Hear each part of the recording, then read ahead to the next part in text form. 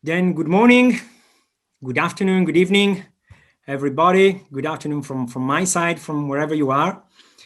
My name is Andrea Agostinucci. I'm a local economic development advisor for the Art Initiative of the UNDP. And I would like to give a very warm welcome to all of you to this co-creation session, which is jointly organized by UNDP, UNRISD, which is the UN Research Institute for Social Development, ILO, International Labour Organization, GSF, the Global Social Economy Forum, and the United Nations Task Force on Social and Solidarity Economy, of which all above entities are members. And I would like to start really thanking colleagues from all these organizations that I mentioned who've put a considerable effort in the joint preparation of this session. This session is organized in the framework of the second thematic line of the World LED Forum, on territorial economic models to tackle inequality in the wake of the current pandemic crisis, and is specifically focused on integrated territorial systems for SSE, building a framework for analysis and planning. Indeed, SSE is deeply rooted in local settings, in multi-actor, multi-dimensional processes, and as such is increasingly, I believe, recognized as a key driver for those transformative territorial processes and dynamics that are very much needed to address some of the consequences, the dramatic consequences of the global crisis that we're living, and therefore enabling a transition to more just, more resilient, more sustainable economies and societies. Now, to fully leverage this potential, it is absolutely crucial, I think, that SSE practices and initiatives do not remain occasional, isolated ones. On the contrary, they should be fully entrenched into societal and governance frameworks. And in turn, this requires an integrated ecosystem approach through which enabling policies, institutions, resources, support services, and structures for SSE are designed and implemented as key components of broader strategies for local economic development in the medium and in the longer run. There's been a very interesting discussion in a previous session of the forum a few days ago. It was a roundtable on SSE and public policies in the wake of the crisis that has shown really the vital importance of having conducive public policies as basis for strategies for dedicating support measures to activate the role of SSE as an effective practice in response to the current crisis, and how these can be achieved through sustainable dialogue and a strong alliance between SSE organizations and public administration, specifically at the local level. On this basis, the objective of this session is therefore to explore this connection between SSE and the core dimensions of local economic development policies and systems in different settings and ways to effectively assess and promote it.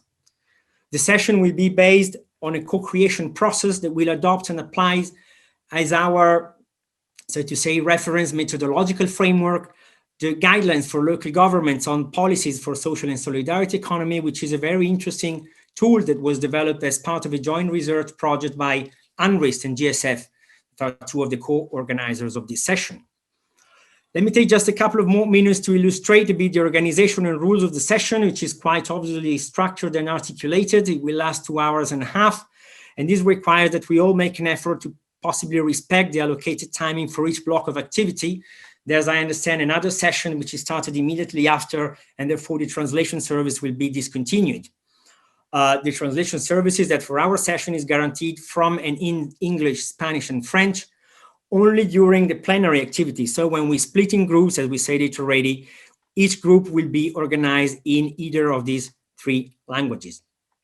Also recalling that the session is being recorded, but not the breakup session. So in that case, I invite facilitators of each session to possibly directly activate the recording for the specific group that they will be facilitating. Let me just try and put to visualize a bit together a couple of slides on the very quickly on the organization of the session. The introduction is this one, then it will be followed by a conceptual framework introducing public policies for SSE by UNRISD colleagues for 10 minutes. Then we move to case studies on enabling a local system for SSE. This will last, I will moderate this session, and this will last 40 minutes. And this will be followed again by a more detailed explanation and instructions on the guidelines and guidance questions that will apply in the group exercise. This will be again be provided by Anris for an extra 10 minutes. And then we'll go to the group discussion, as we say, through allocating all participants into breakout rooms. This will last 40 minutes. Every group will be facilitated by one of the co-organizers.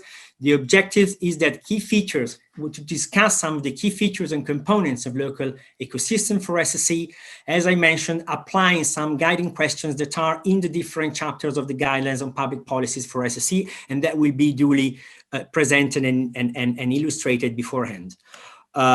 Here you can see the groups, basically quite important that you visualize, because all participants will be asked to choose any of the 4 groups based on their, of course, thematic interest, but also language preference. The first group is on legal frameworks and development plans, and it will be held in French. Second one in English on supporting organizations and capacity building for SSE. The third one in Spanish on access to markets and access to finance. And the fourth one, again in English, on awareness raising, data, and research.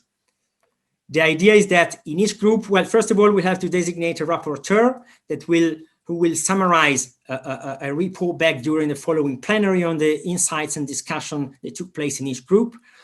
We will go through the guidance questions, and the idea is that participants really can share their experiences, good and bad practices, stories associated with policies and institutions from respective contexts. To conclude, we'll go back together to a plenary discussion for 25 minutes, organized by GSF. Well, each rapporteur will be invited during 3-4 minutes to bring back insights from the discussion, and then participants to share additional experience and considerations as the discussion goes on. And then to conclude, 10 more minutes by GSF, Anris and ILO colleagues with some brief recap and take home messages and conclusions. So this is, I guess, it for my introduction for the moment.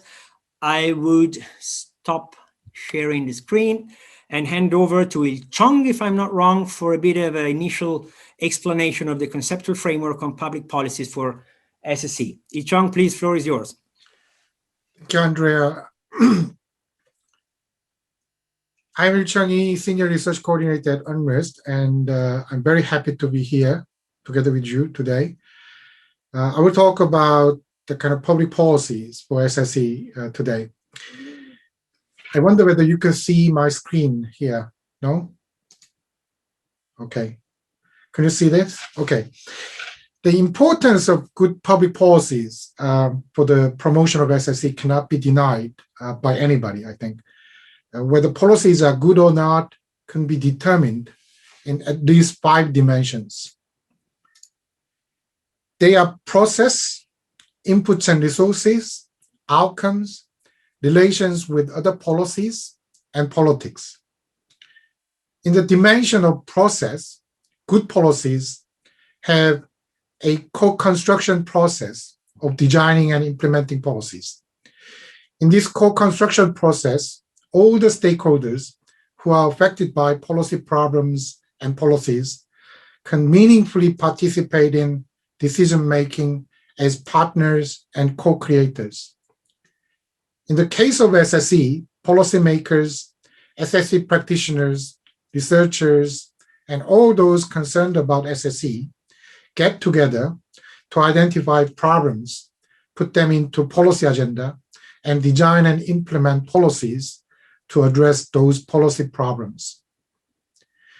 Policies designed and implemented through co-construction process are more likely to produce good outcomes. These good outcomes are the second element making policies good.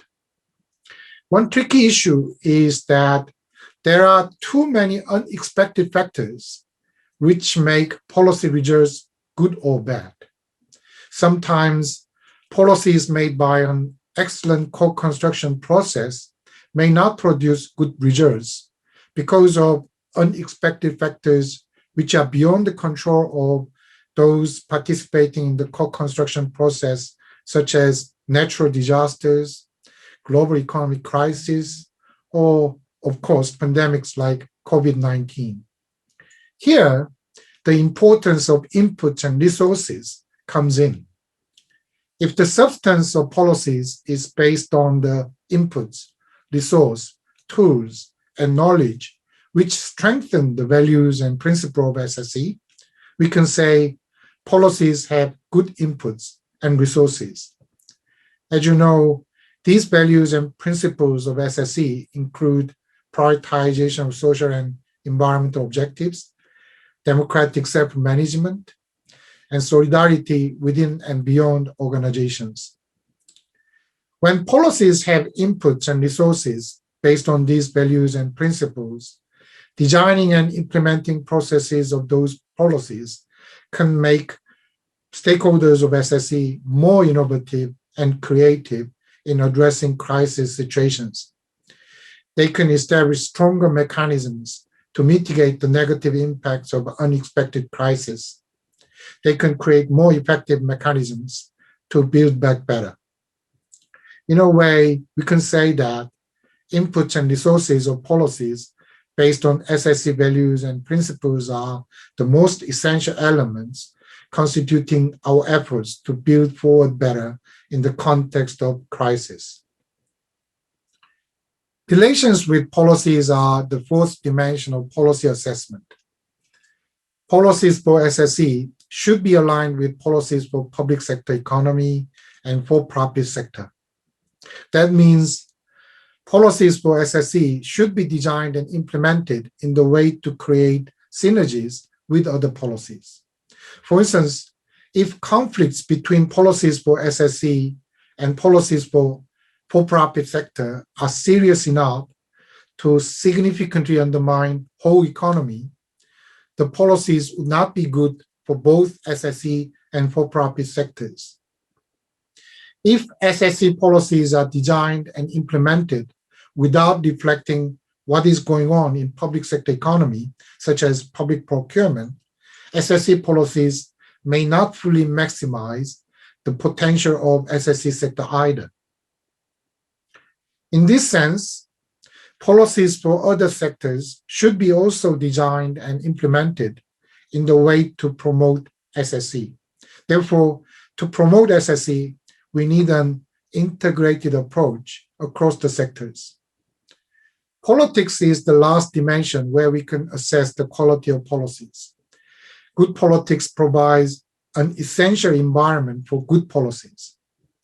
From the perspective of making good policies, good politics means political environment in which all the stakeholders deliberate and make policies based on bipartisanship.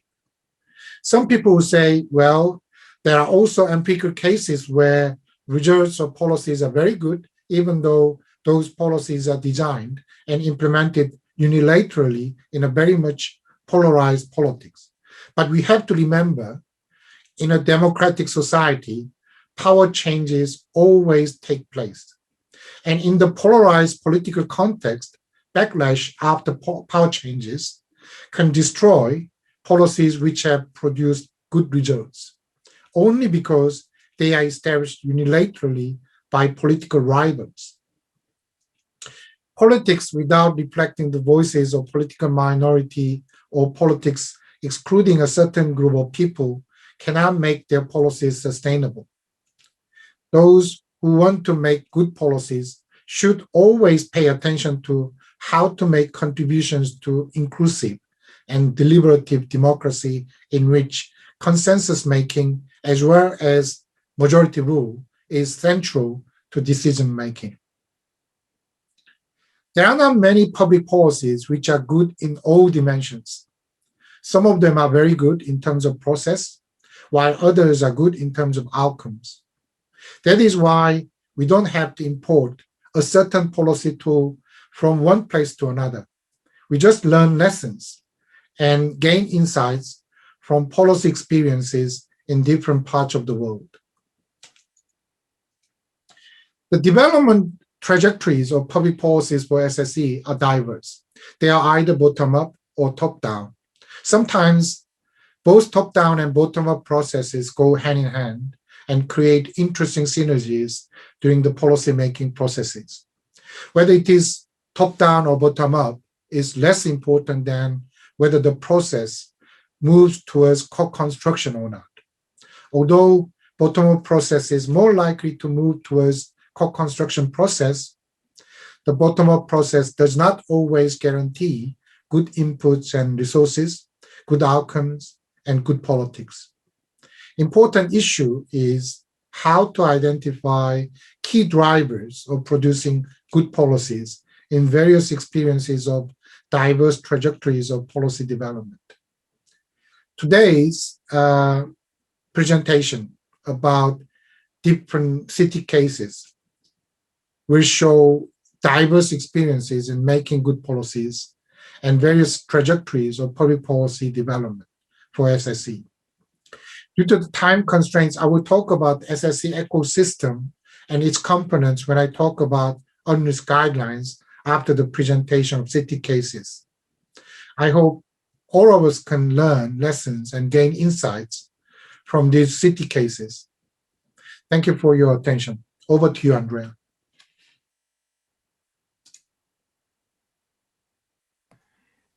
Many thanks, Il-Chong. Sorry, I was trying to reactivate.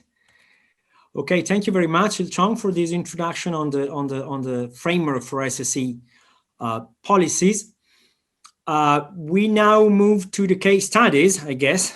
We have an opportunity to listen to some short presentations of a few case studies from different contexts. The activity is planned to last around 40 minutes.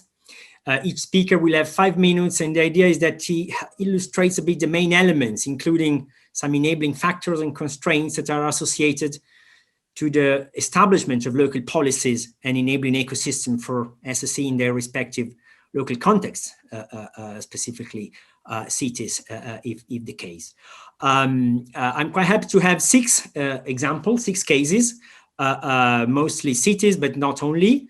The 2 first cities are actually included in the research project by UNRIS and GSF on promoting SSE through public policies. There's been an extensive specific case studies on cities. First one is Montreal, and from Montreal we have the pleasure to count on Marguerite Mendel, who's distinguished professor emerita at the Concordia University in Canada, and Nancy Nempton, who's former director of the Chantier de l'Économie Sociale, who will, I understand, jointly present a bit the case of their cities. And then we'll move to Dakar, and from Dakar we have Aminata Diop. Aminata est la directrice générale du Fonds de développement et de solidarité municipale, FODEM de Dakar au Sénégal, justement. And then we have 4 more cases. First one is Cabo Verde, city of Praia. Jacinto Abreu dos Santos is a well-known researcher and trainer in the SSE area. He's manager of City COP from Praia, Cabo Verde. We have Enrico Testi, director of ARCO, the Action Research for Co-Development, and the Yunus Social Business Center of the University of Florence in Italy, who will tell us a bit more of a social business cities initiative, which is a program that spans different cities, if I understand correctly, Enrico, Barcelona, Taiwan, and Pistoia. And then we'll move to our host city in Córdoba, in Argentina, Liliana Montero, subsecretaria de Planificación y Gestión para una ciudad inclusiva de la Municipalidad de Córdoba, Argentina. Et pour conclure, la Tunisie, Monsieur Tarek Majoub, directeur régional de la formation professionnelle et de l'emploi du gouvernorat de l'Ariana en Tunisie, justement. So this is the panel of our speakers. I will start handing over the floor to Margaret and Nancy. Please, Margaret and Nancy, tell us a bit about the context for SSE in your city. Over to you. Good morning from Quebec. Good afternoon. Good evening to all of you. Thank you for this. Thank you for this opportunity. I have to say that Nancy and I, for more than 3 decades, have collaborated, and we've met many challenges. This is the first time we're being challenged to share 5 minutes. So I'm going to be very, very brief. And I invite all of you to read our study, which is actually quite extensive, and it's over 40 pages long and quite detailed. Can we have the first slide, please? We provide the next slide, please, whoever is turned. Thank you very much. In our paper, we provide extensive detail on the context in which Montreal is able to initiate and design enabling public policy for the social and solidarity economy. In Canada, cities are the creatures of provincial governments. They have limited revenues and increasing responsibilities. I think this increased responsibilities is very common to most cities around the world, particularly now in the COVID and environment and in post-COVID. But we in Montreal have seen an increase of engagement by the city, enabling the social and solidarity economy, either in collaboration or by integrating measures with the provincial, with Quebec and with Ottawa, the federal government, or by initiating ad hoc measures that are responding to specific conditions and which juridically they are permitted to do. But I would like to just emphasize, we would emphasize that— Hurry up, Margie, the time is on. We're already almost 2 minutes. Go. You're kidding. Okay, I'll go very fast. What is really, really critical in Montreal is that, to follow up on what Il Chong was just saying, that the social and solidarity economy is rooted in social dialogue. It is rooted in processes of co-construction and collaboration. And therefore, regardless of what policy initiatives are introduced, they are all the result of a process of dialogue with the city of Montreal or with the province of Quebec or with the federal government. Let me have 30 seconds and just go to the next slide. Because the social and solidarity economy is so rooted in an integrated territorial approach and has built an ecosystem, or what I would like to call a capacity building architecture of financial tools, of business accompaniment, business promotion, of research, of knowledge mobilization, knowledge sharing, we come, and I say we, the social and solidarity 3 minutes, economy Margie. comes very equipped with a capacity to then promote the sorts of policy measures that are necessary. I'm going to turn over to Nancy to give you some of the specific measures. I'm sorry, but we have to be brief. This is absolutely impossible. 5 minutes. Next slide, please. So just to say that it's important to situate that the City of Montreal is in a provincial context where there have been, most policy initiatives have been at a provincial level and certain on the federal level. The most important being a Social Economy Act that was passed in 2013, and but is linked to all kinds of other action plans and access to finance, and particularly certain sectorial initiatives that rely on social economy enterprises, be it housing, home care, child care, etc. Next slide.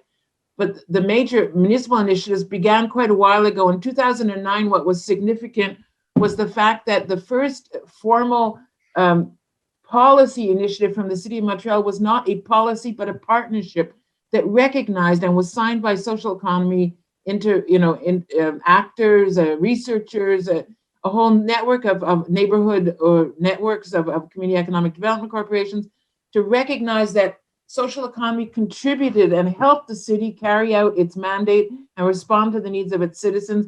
And in response to this, that the City of Montreal would support the social economy. So it was a mutual benefit kind of process.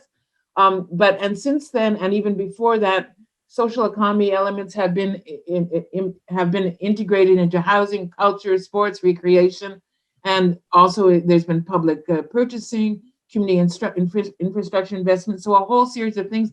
And most recently, which is interesting, is in the new technologies, the City of Montreal won a call for intelligent cities, working on access to food security, microtransit, fighting climate change, and all their partnerships have been based in that context with social economy organizations and networks.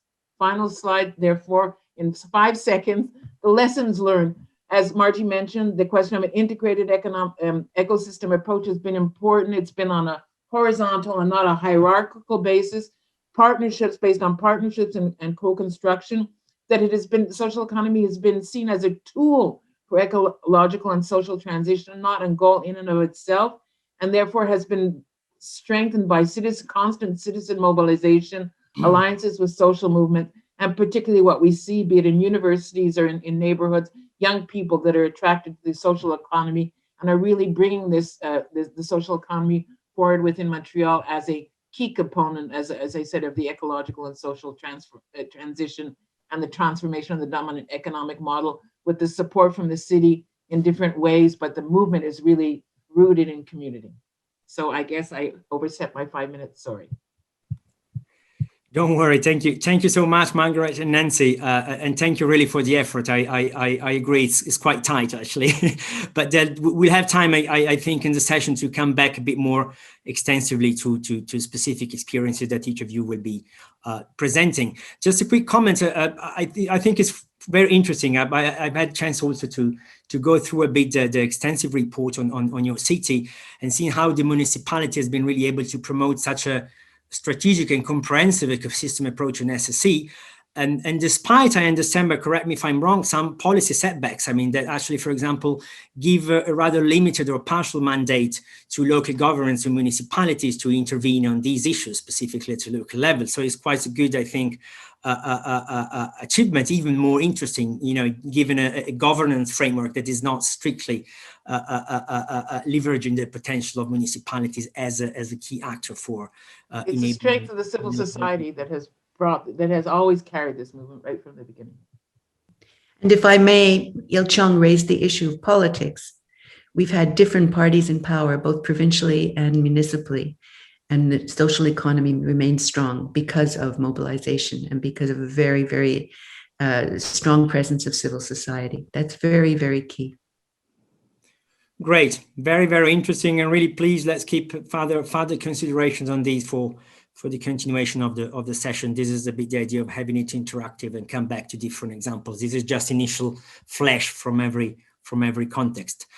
Okay, thanks a lot, both of you, Madeleine and Nancy. Aminata, à toi la parole, s'il te plaît, pour nous raconter un peu le contexte pour l'économie sociale à Dakar, à partir, je comprends, du FODEM, mais un peu plus en général, quel est le contexte, quels sont les différents éléments qui configurent un peu le système d'appui. À toi la parole, merci. Alors, je vous remercie. Je salue toute la présence.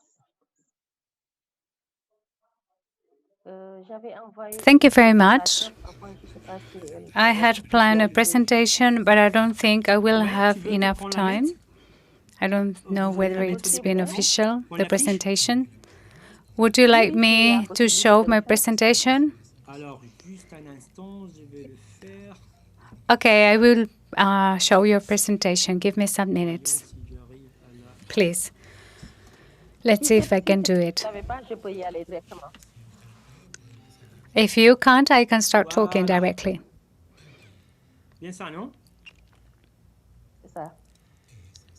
That's the presentation. Thank you. Okay, you will indicate when to pass to the next slide. Thank you. Okay. I will take 5 minutes to talk about the context of the Dakar city, which has a long tradition in the social and solidarity stakeholders. The city of Dakar started a project to help the families that were in vulnerable situations. Let me.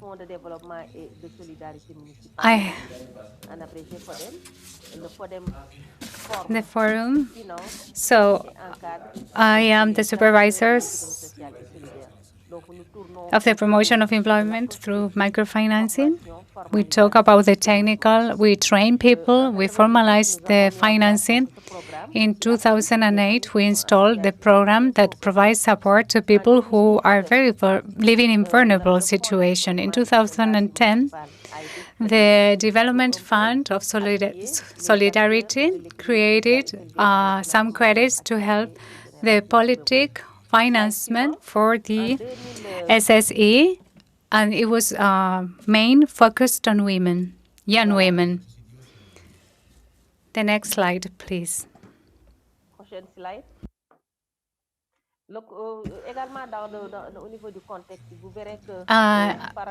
In this context, you will see that the politics, we put a lot of emphasis on training and making people aware, because a lot of people want to integrate the sectors from the social and development economy without having into account how to manage this economic model.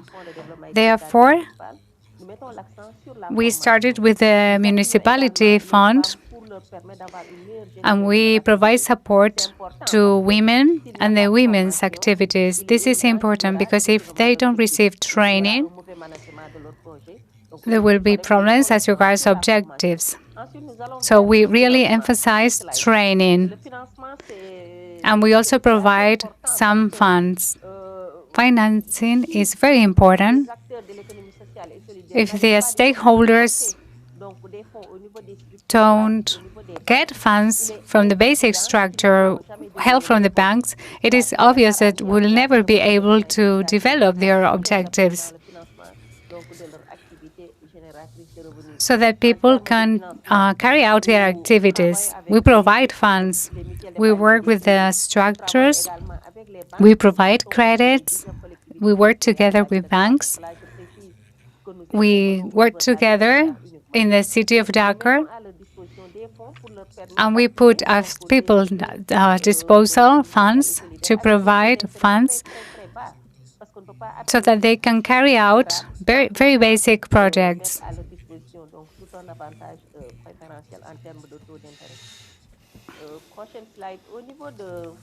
Next slide, please. As regard, let's talk a little bit more about the projects in the city of Dakar.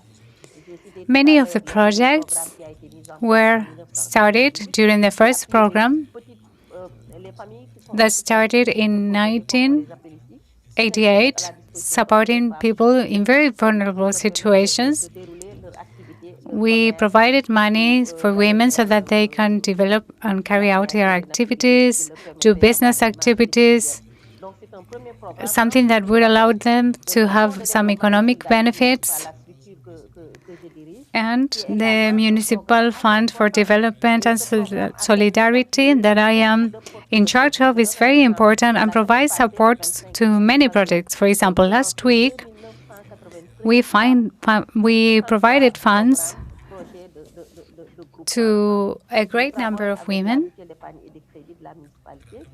We work with the municipality Dakar, providing funds. We are not a bank. That is a problem.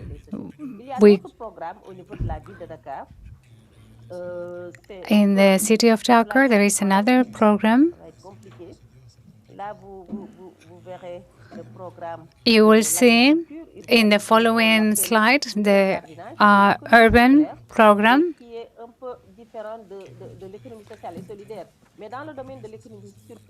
which is different from what we do in the Municipal Fund for Development and Solidarity.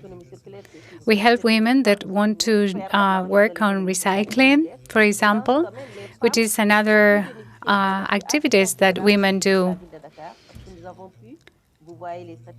We were able, as you can see in the statistics, we could help 10,000 people through the action cooperatives who are the stakeholders.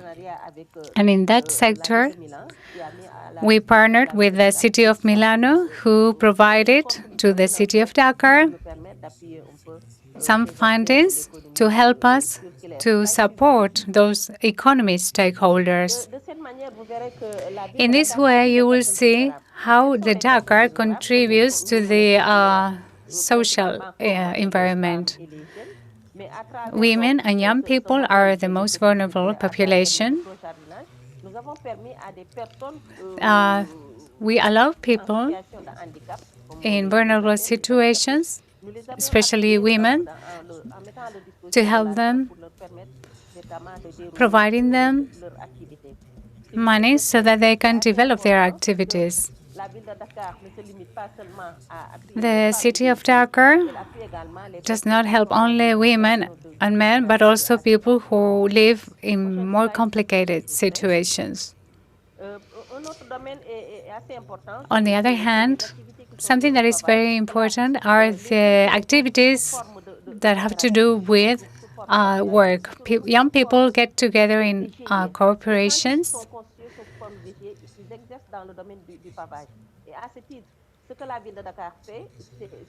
The city of Dakar let them to do their activities, and they provide some funds for them to carry out their activities. For example, recycling activities. This year, we were able to support people with direct work and indirect work. That is, the city of Dakar requires a lot of money so that we can provide this money to young people so that they can carry out the activities. I apologize, I cannot hear very well, that's why I cannot translate properly.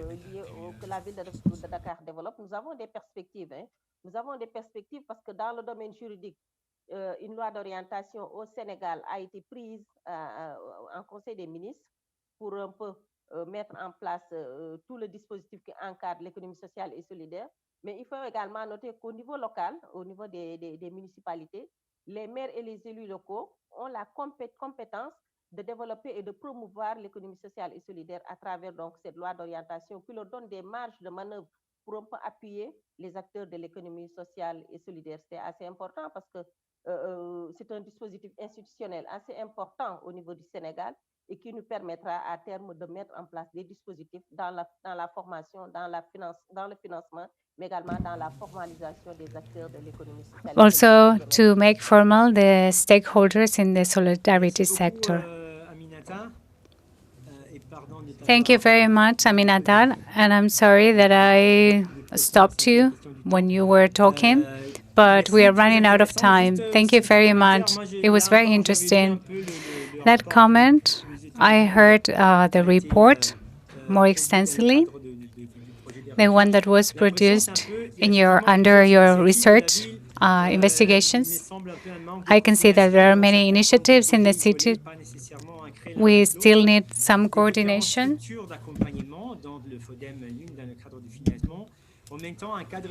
In the case of financing, the jurisdiction and the building, I know that what you're saying effectively, the law guarantees the municipality a very important role for the continuation and the fostering of politics for the local economy. And I can tell that there is very much things to do. It can be an enabler so that the society can have access to the fostering of this. So thank you very much for your illustration. I will give the floor to Jacinto, who will tell us a little bit about his experience.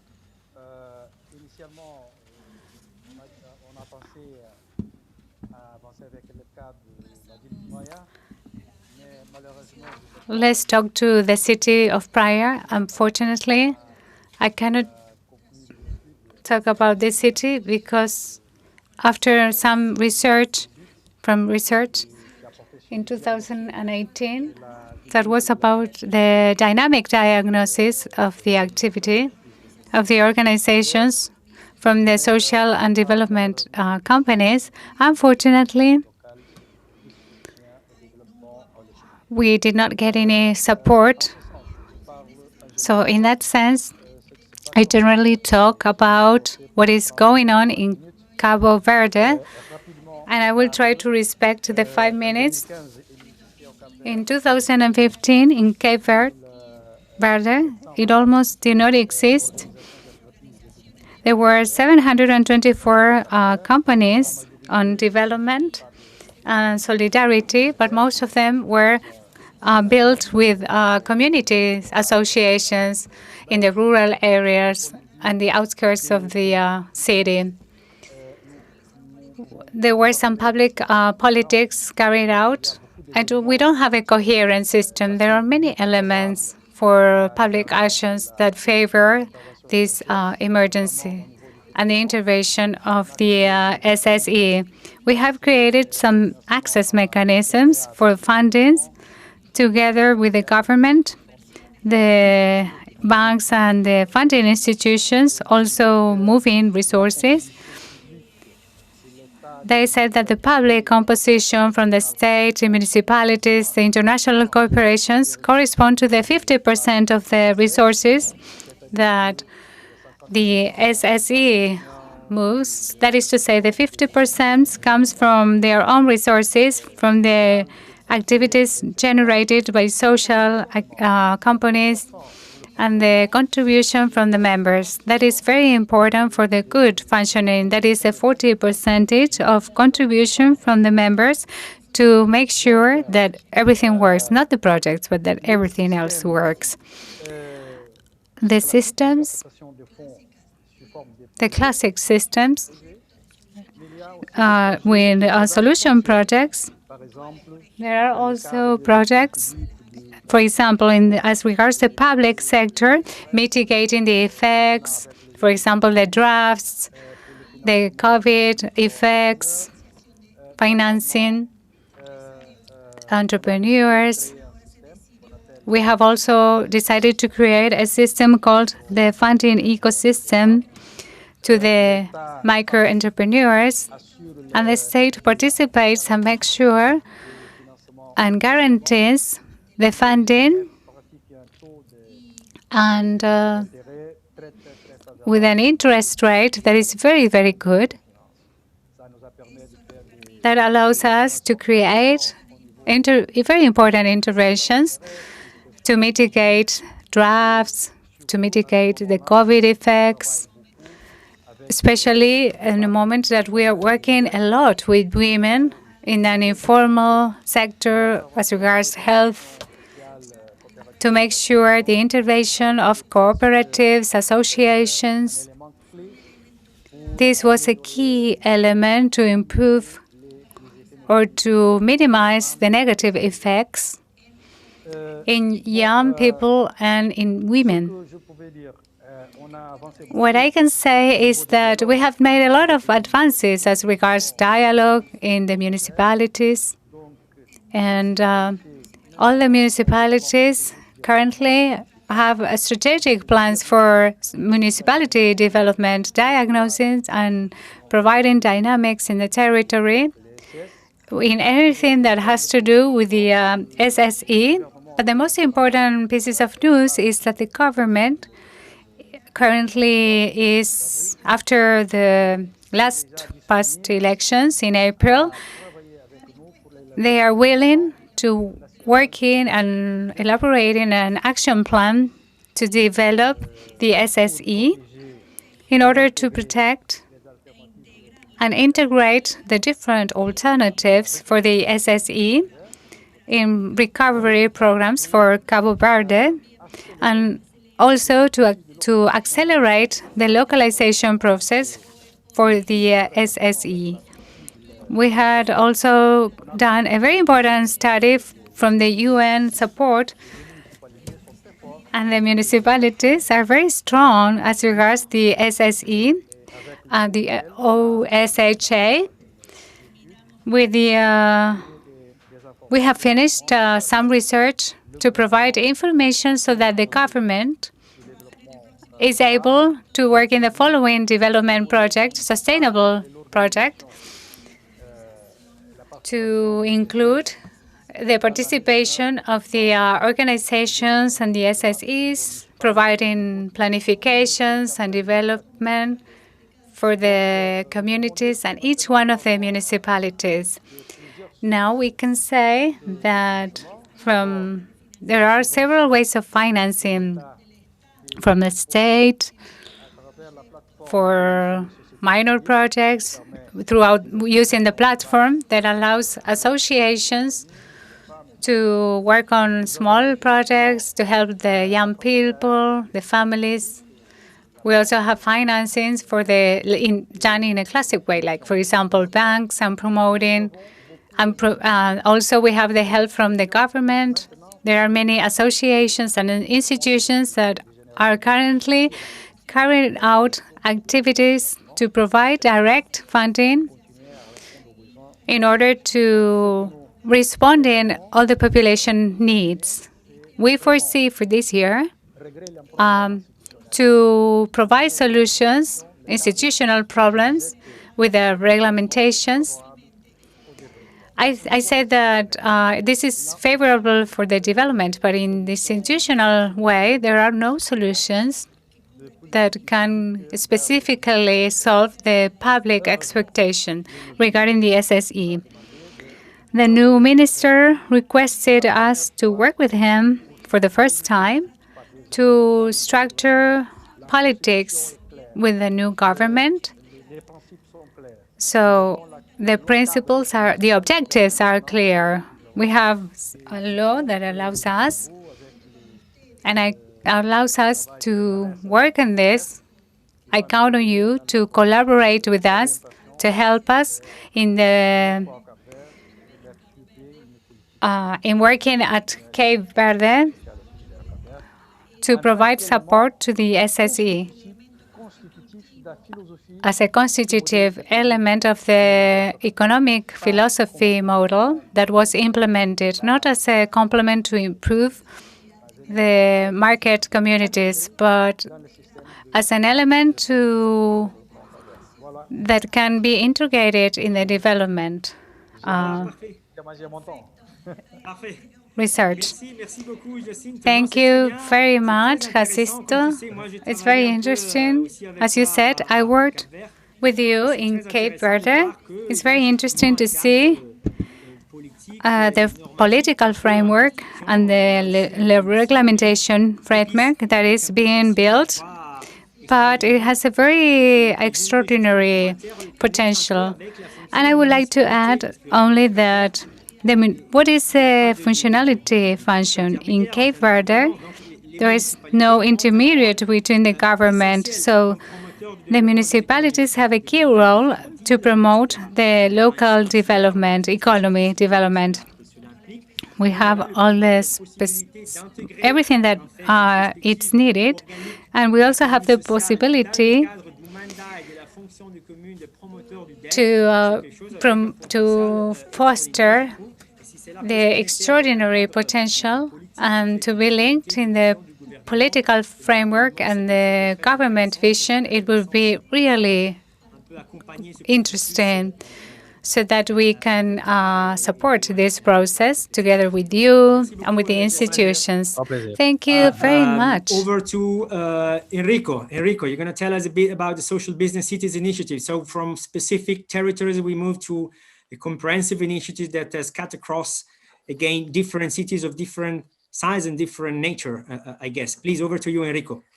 Thank you, Andrea, and good evening, everyone. So I will try to stay in my 5 minutes, even though it's quite challenging. So today I will speak about the Social Business City program, which is a pilot program we launched in 2012.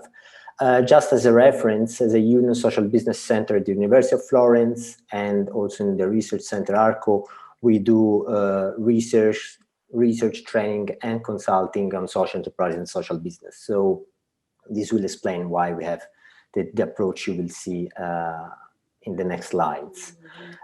So in 2012, actually, we had this question, how to foster the creation and enabling urban ecosystems for social enterprises. And even though we come from Italy, which, as many of you might know, is already quite an advanced ecosystem for social and solidarity economy in terms of legal framework, supporting organizations, and so on, we saw that at the city level, actually, the ecosystem might not be perfect. So we said, okay, why not try to create a program which, quite simply put in theory, and then it's not so easy in practice, tries to fix which are the gaps in the ecosystem. So after initial assessment of the ecosystem, you see which are the gaps, and then you try to fix them. And so we drafted a simple, very simple program in which, after initial assessment, there is a local actor, which is kind of a local activator, which gathers different organizations in the city and builds up, sets up an implementation committee and starts co-planning the program. And then once it starts, you begin monitoring, evaluate, and of course, rearrange the activities to create the ecosystem. And there are some principles which are quite important in this program, which is, of course, activities have to be relevant to the local context. It means relevant to fix the ecosystem. It has to be flexible because it's quite challenging, and ecosystems change over time, not only thanks to the action of the program, but also from overall influence of the bigger ecosystem. So you have to adapt. You don't have to duplicate activities. So when you see that the ecosystem starts providing what you're already providing with your program, you have to change activities, because actually this is good. It's not a competition, it's good. And then it has to be cost effective and has to have a hands-on approach, be very practical, because what we have seen doing research, sometimes we tend to overcomplicate things. Sometimes things are more straightforward. So we started in 2012 in Pistoia, the first pilot and the second pilot in Barcelona in 2015, and the third pilot in Taiwan in 2019. So these are three very different cities with three different ecosystems. If you just as a reference, Taiwan has 2.2 million inhabitants, Barcelona 1.6, and Pistoia, the city, 90,000. So, and the outskirts of Pistoia is 300,000. So very different settings and different actors actually contributing, because, for example, in Pistoia and Barcelona, the activator was private organization, which then gathered other organizations, mainly organizations that provided funding, but also expertise. In Barcelona, a lot has been about involving universities, while in Taiwan, actually, this is the starting organization was the city government. So the city government was the lead organization in the Social Business City program.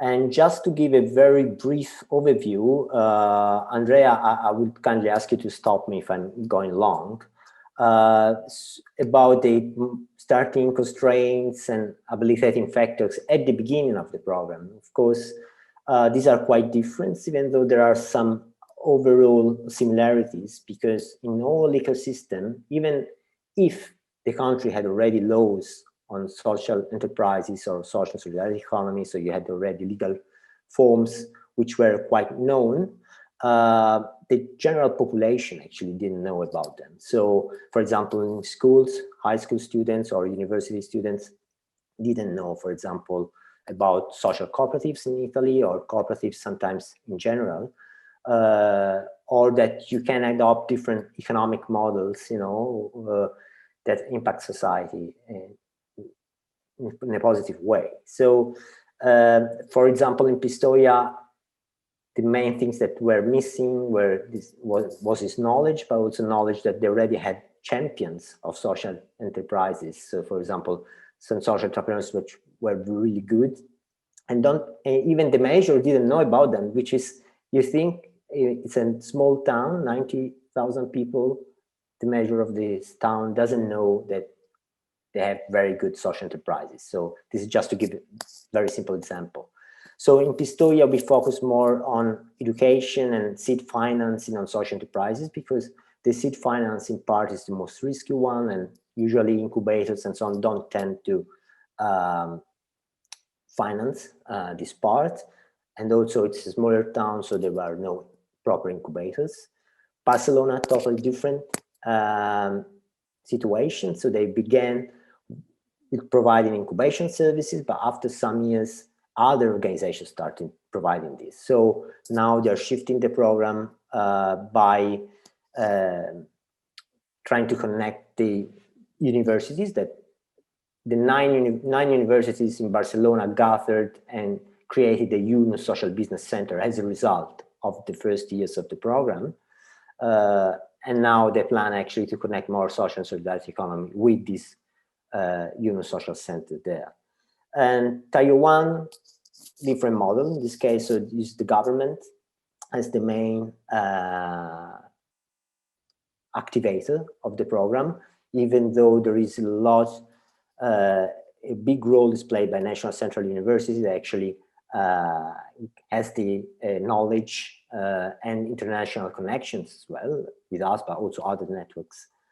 And it's more, since it's kind of new concept that are trying to promote, it's a lot about incubation of social enterprises and education as well, but also connecting. If you can conclude in 1 minute, Enrico. I will conclude in 30 seconds. Thanks. But just connecting as well the concept of social and solidarity economy and social enterprises with other concepts which are more familiar, like corporate social responsibility and environmental, social and governance criteria. This is done to actually connect the program also to the for-profit companies.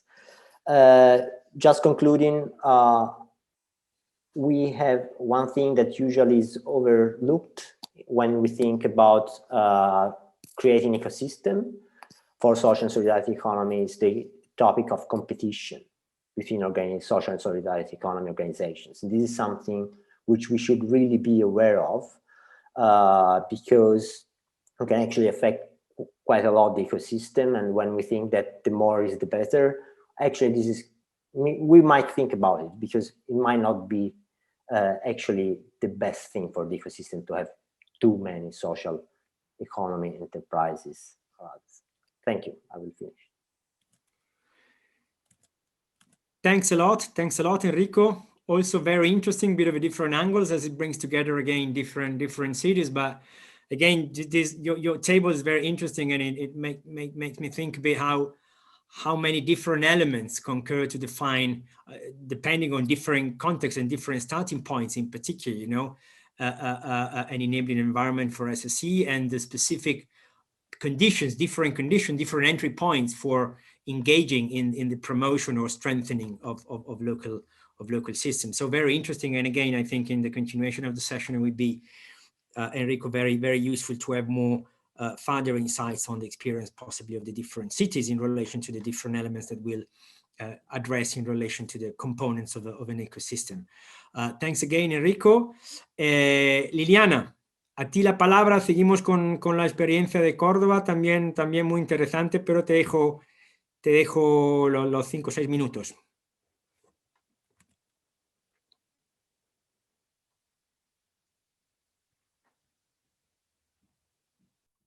Liliana.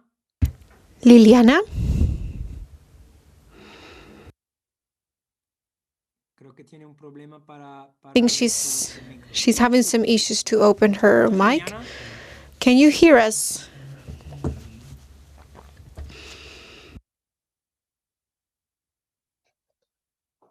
Ahí sí. Ahí, listo. Hello? Yes, now you're ready. Sí, por favor, te escuchamos, creo. Yes, please, we can hear you now. Oh, I cannot hear you, Andrea. You can hear me? Can you hear me? Well, thank you very much. First, I want to say and express what our mayor said in the opening of this forum, which would, of course, have loved to have you here in Córdoba, to welcome you in our city, but we hope, of course, that in this last day of the Economic Forum has been very fruitful for all of you. I thank you for your effort. I thank you, the organizers, for every technical issues, because it's not something easy to put together.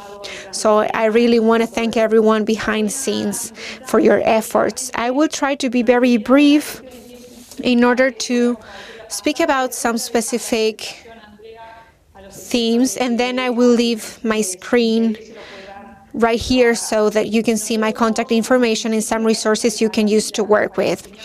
As a municipality, as a starting point, we were focused mainly on trying to analyze this, and this was quite a neutral situation. For us, it has 5 different branches that we really need to analyze and share. As regards popular economy, the starting point was when we started our mandate in 2019, And at the time, there was no governmental area focused or targeted for these issues. So our main challenge was to, even during the crisis, was to design the different social economy areas who could help us, that could help us face the crisis. So we started to design different popular walkways and fairs for social and solidarity economy that are regulated by local legislation, which we started promoting in 2019. And of course, most of us agree how important collective, equitative economy is. And all these initiatives are under an area in charge of different secretariats from the local government. So we have started creating these pathways. One is from the municipal government, and the other one, the state is bringing all the infrastructure needed. I will show you a picture later. And then other social pathways that are mixed. We have 5 goals, which are to make social economy a space for trading different products and services by workers, but also to bring them to make them a tourist attraction. Our city is a very big one. We have more than 1,007,000 inhabitants. That was the data from the last census in 2010. And we have also a lot of industrial activity, but also touristic activities that are being developed. So we want this to be something that is enjoyed by everyone in the city, but also for people who come visit us.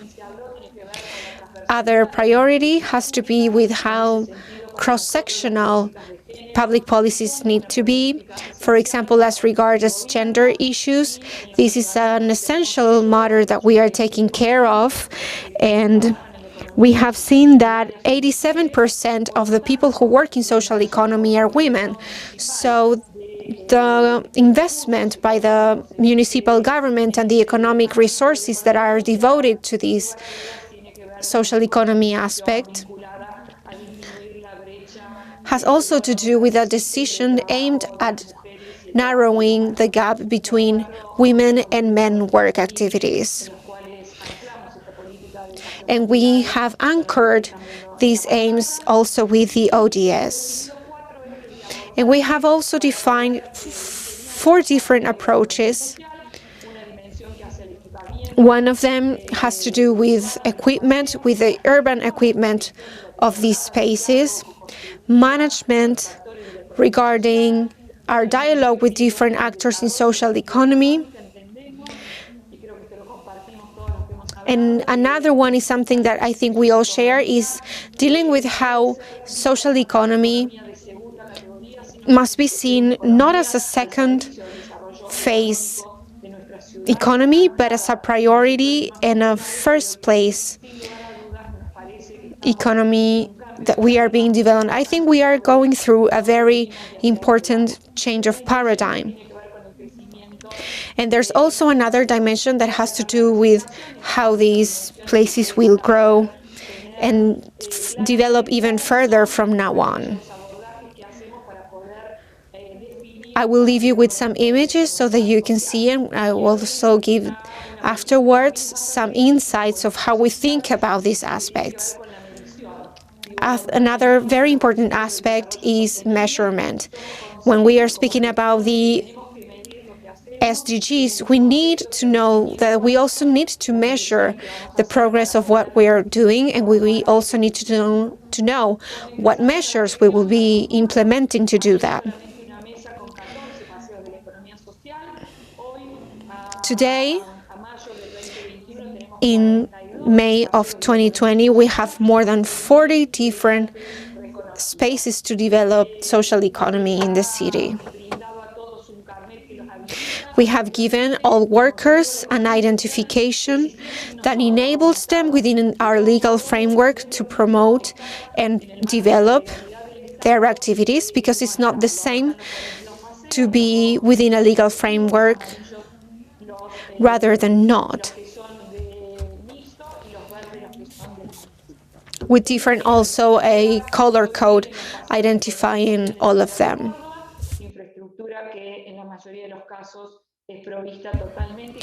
Infrastructure is provided 100% by the government, which has also implied an important investment on the part of the government, because it's very important for us to bring dignified resources for all workers of social economy.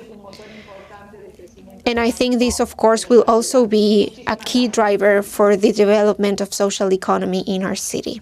Thank you very much. Thank you very much, Liliana. I'm sorry. Can you hear me? I don't think so.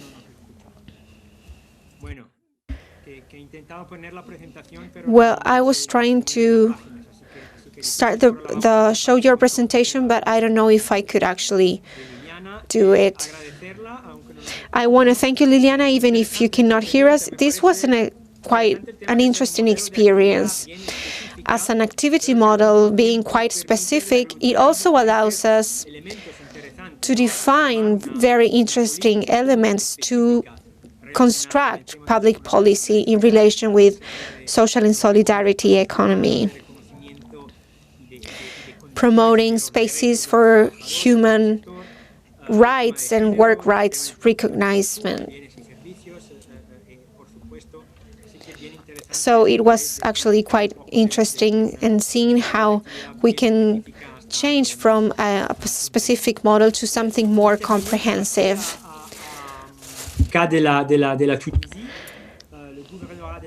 Para terminar, entonces pasamos con Tarek de Túnez. Te doy la palabra.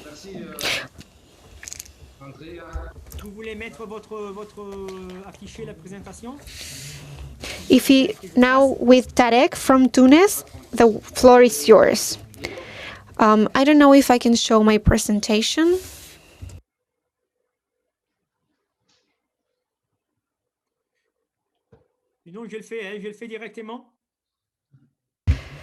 We can go straight with the presentation.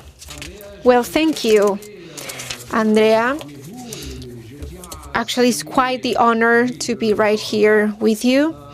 I really would like to send my greetings to the city of Cordoba and also to Lee from the executive committee and the organizers of the forum.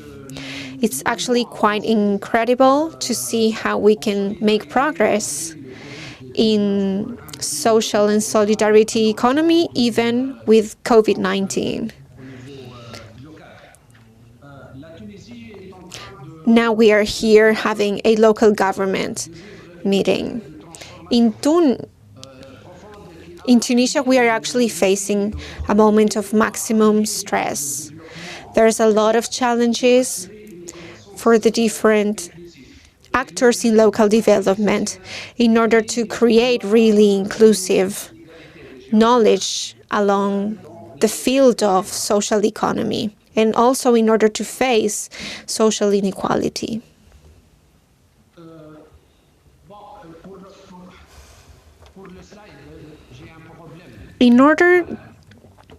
I'm having some issues with the software.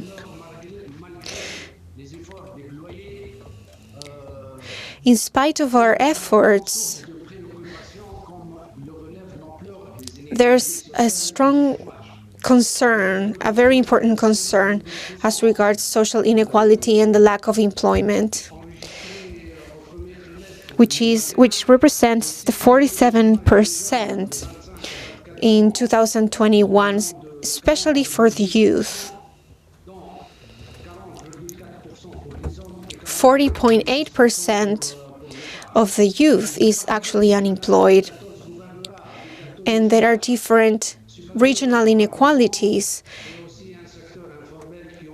over 20% as regards unemployment. Also in the informal sector, which employs a high percentage of people who are currently unemployed. That is what I can say as regards different institutional issues, but also from the government where I'm actually working, which is city in the northeast of Tunis. The main issues in this area are the huge disparities and inequalities between the governmental delegations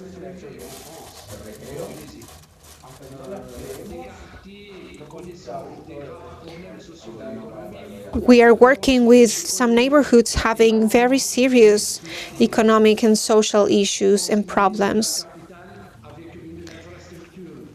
Even being very close to the capital city, having also a great infrastructure. And we have managed to develop quite a big potential for technological and industrial projects. The main problems that we have in order to face these challenges from the Ministry of Development are how to establish different partnerships to go through this process of implementation and formulation of local economy development initiatives. The idea is actually to reflect on the problems of our region and the different potentials that we can exploit to promote social and solidarity economy and generate employment opportunities.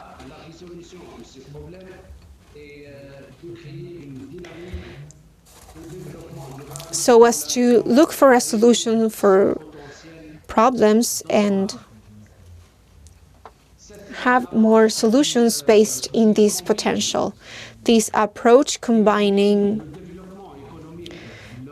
economical development with the promotion of different mechanisms to support social and solidarity economy are actually aided by the judicial sector.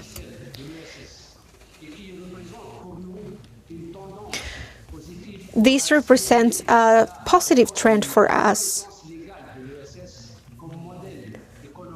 in order to facilitate the legal recognition of ESS, of SSE organizations, so as to be able to face the different economic challenges and promote sustainable development. For example, a good example is our act, our law for 30-2020 as regards SSE, and our Act 29-2019 related with local collectivities. I have also 1 minute to finish. Okay. In the case of the project PAGES for the professional training and employment in associations with the ILO, and also having the financing from the Great Duchy of Luxembourg,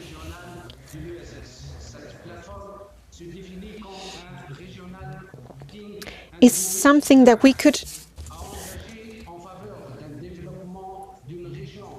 this helped us to make a commitment in order to promote sustainable economic development, in order to also have a role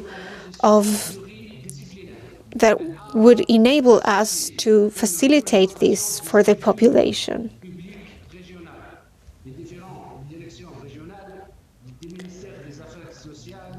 So through the regional management of the Ministry of Social Development and Women, we were able to perform different local activities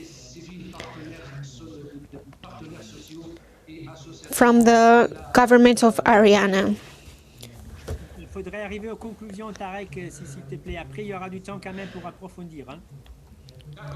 Merci. You will have to reach your conclusion and have more time. You will have more time later on to continue with. And okay, you can finish. Actually, the platform had a strong commitment to accompany different initiatives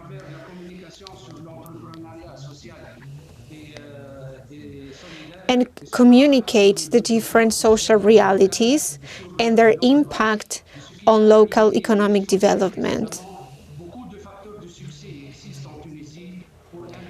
There were many success factors that we could identify for SSE and that were used from this platform in order to designate and allocate key elements. So this experience of the Ariana platform was very interesting for implementing different social economic development mechanisms. And this helped the people of Tunisia to really take advantage of these development mechanisms. We hope we continue to make progress on this and improve the construction of alternative development frameworks so as to find a better way to integrate and advance on the renovation of governance and politics to help our society. Thank you very much. And thank you very much for this opportunity. Thank you, Tarek. I'm really sorry about the timings. We hope that we have some further space later on so that you can make another contribution. We really value your contribution to this multi-level platform,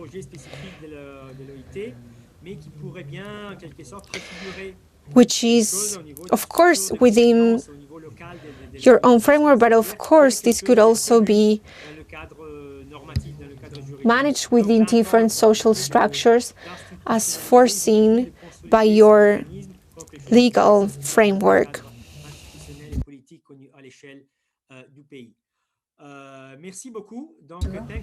Thank you very much. This session on the case studies, I hand over to Il Chong, who will illustrate a bit more in detail the specific elements associated to the guidelines and the guidance questions that we would like to propose you in the next session. Over to you, Il Chong, and thanks to all the speakers for these very interesting contributions.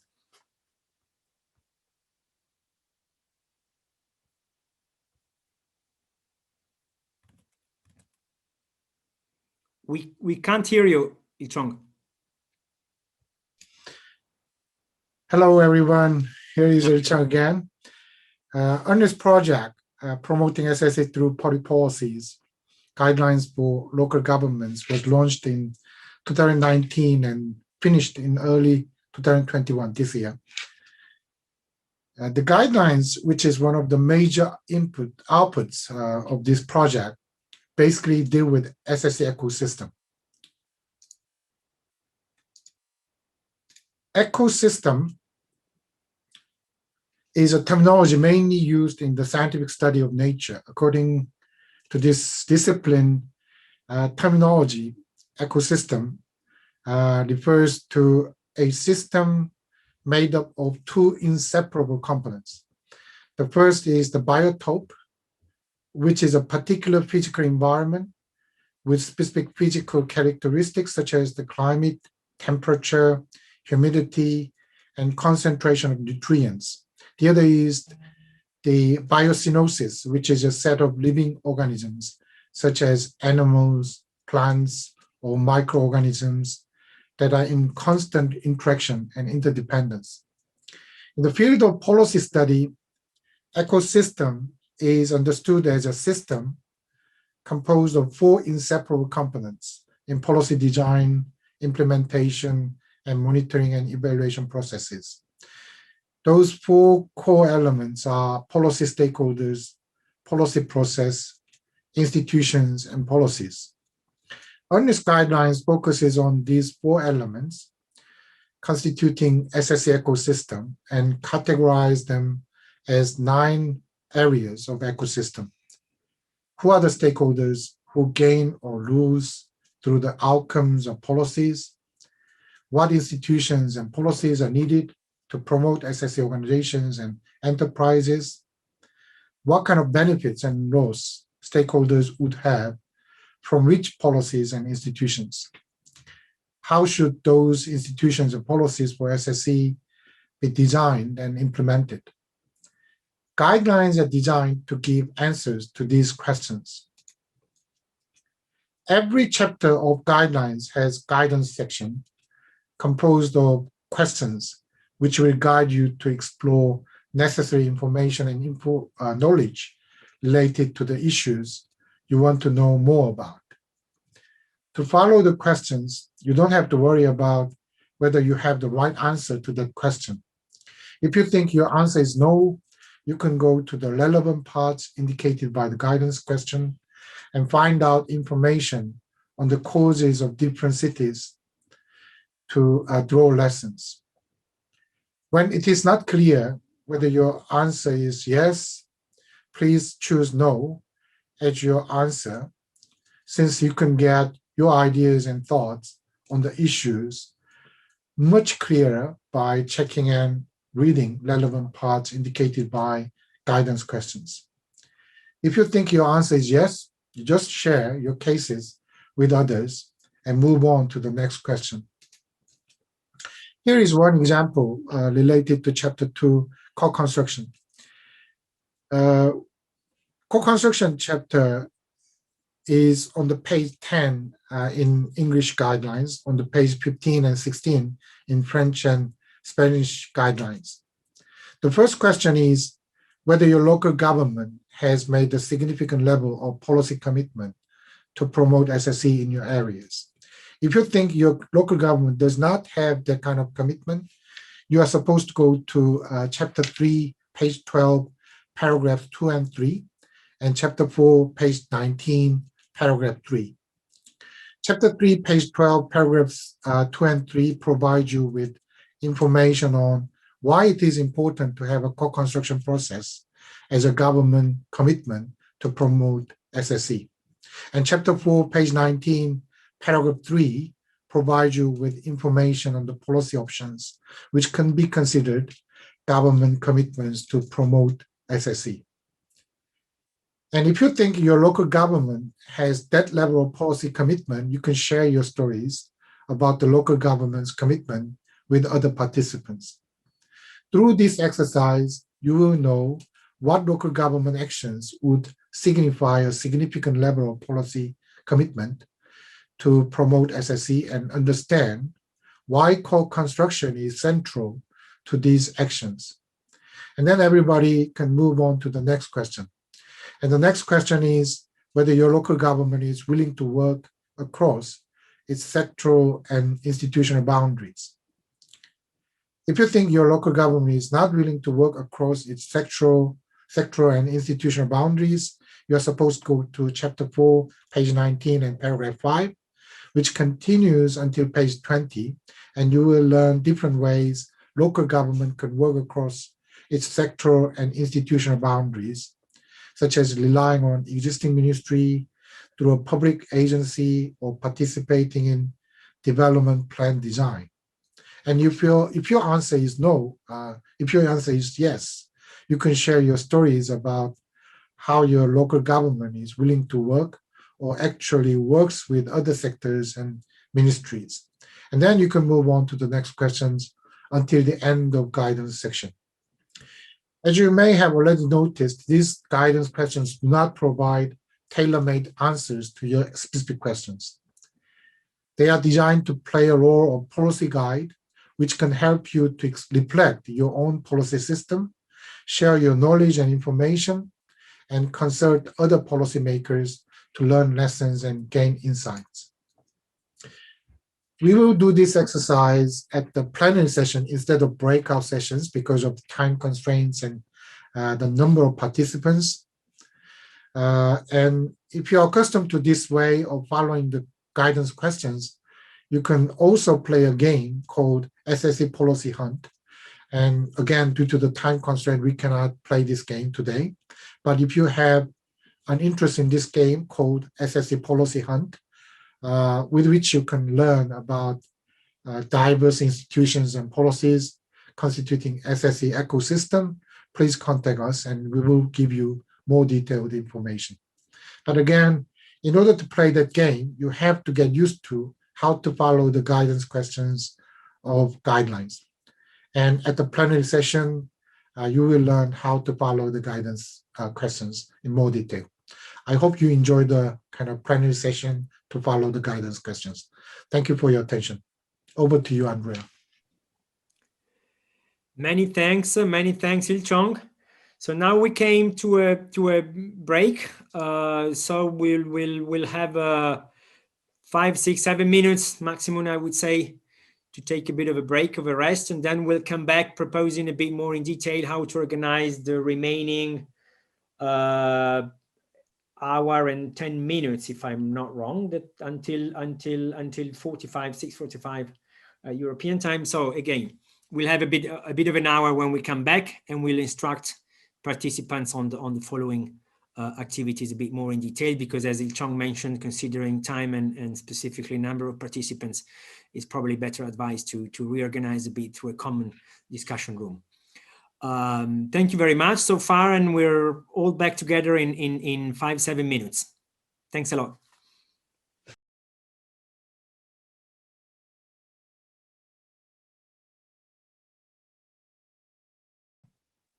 Okay. Hello, everybody. I can't, okay, Congress. So I think we're all back. Thanks again for your patience. Now, just a very quick, we had to reformulate a bit, considering a bit time constraints, but also the number of participants that don't make particularly meaningful to organize 4 breakout rooms. So the idea that Il-Chong will now explain a bit better is to consecrate and to devote some 40 minutes for a plenary session in which we'll pick some of the questions associated to the guidelines and use them as a way of practicing together, and therefore getting specific inputs from all participants based on the content of that specific question, okay? And then we'll leave some 15 minutes in the end, if you agree, of course, for 1 minute of a final message from all speakers, and then again, a very final conclusive message by Roberto from ILO. So this is a bit the proposed sequence. But again, these, instead of the groups, we're now remaining all together in a plenary session and continuing the discussion, including, of course, substantive inputs from the speakers again on their presentations, because I realize that it's been a bit short the time allowed. So again, very welcome to with the opportunity of these questions to bring in some more specific and substantive elements on respective contexts. Thanks again, and I hand over then to Il-Chong to coordinate a bit this further session. Over to you, Il-Chong. Hello, everybody. Il-Chong here again. And in this session, we will use chat box for discussions. So let's check whether you properly used that chat box or not. If you put your cursor at the bottom of your Zoom window, you will find chat symbol. And please click that chat symbol and you will have a chat window on the right of your screen.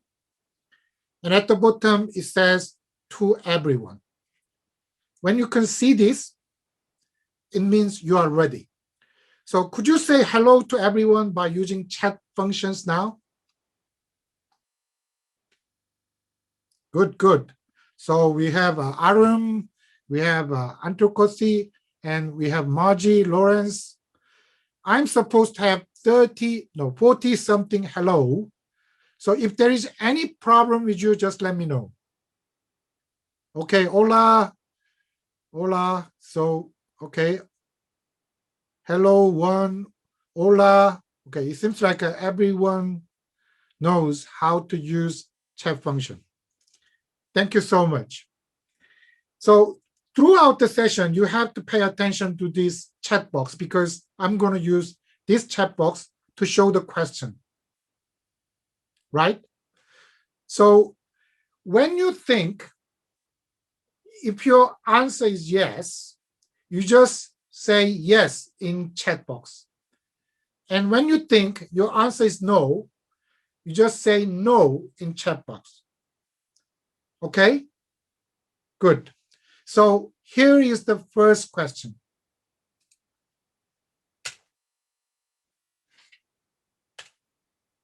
Does your government have a communication strategy to promote SSC, targeting specific groups or broad audience?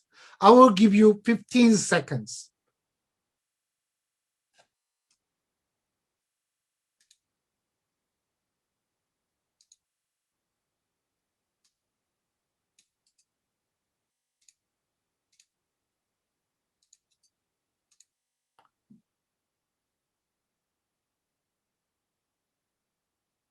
So we have several yes, several no's.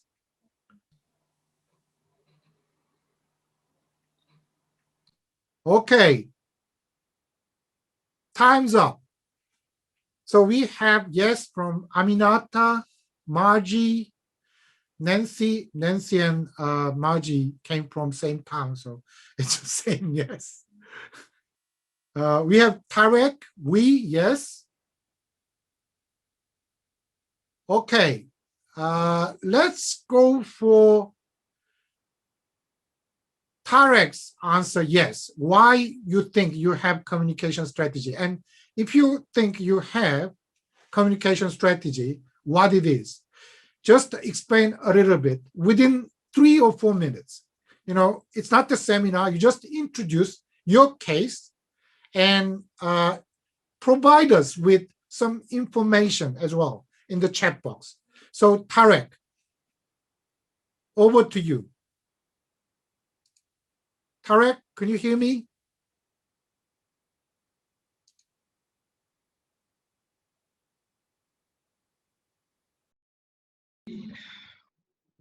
Merci. Voilà. Concernant notre stratégie en Tunisie, nous avons une loi sur l'économie sociale et solidaire qui vient d'être élaborée en 2020. Maybe in 2020 we had an approach. This law was actually supported by the International Labour Organization. Is working in favor of local development and also favors the territorial anchoring of different organizations and social economy institutions as well as governance institutions, essentially through the different axes that I'm going to mention: social justice, the equal distribution of wealth, and social and economic comfort, as well as the improvement of quality of life, which are, of course, the objectives of social economy, as described by the first article of that law. Also, the recognition of different societies and advantages, such as obtaining a certification for application tests, ongoing certification tests carried out at the local level. This also is represented at the regional level. I mean, is it the communication strategy or just a kind of a blueprint or plan or strategy? Communication strategy is to communicate with audience or targeted groups. So do you have, or do you think you have communication strategy in your town?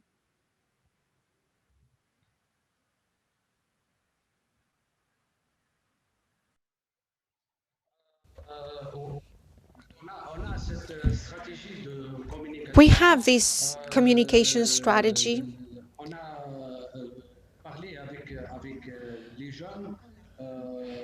We reach people.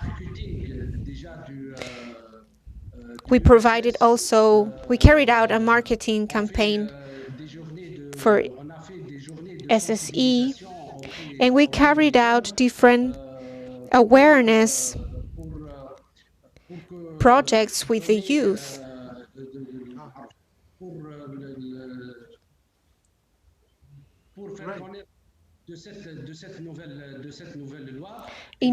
This was carried out in order to give them knowledge and information about this law, because it's the youth who needs employment the most, so that they can organize themselves, create different organizations and social economy companies. That's excellent information. So in Tunisia, they have communication strategy to communicate with youth to raise the awareness of SSE among youth. So I hope, Tarek, you can provide information about that communication strategy and good results to us, and then we can share the knowledge. Okay, let's go for second question, right? Here is the second question. Are there local government's approaches and tools which can be used to reach out to diverse SSE stakeholders in your local area? It's almost same question, so let's move on to next question. So next question is about the research. So I think we have so many yes answers to this question. Here is the next question. Is there quantitative or qualitative research on your local SSE? So please answer to this question. Please answer this question. I will give you 10 seconds. Time starts now. Is there quantitative or qualitative research on your local SSE?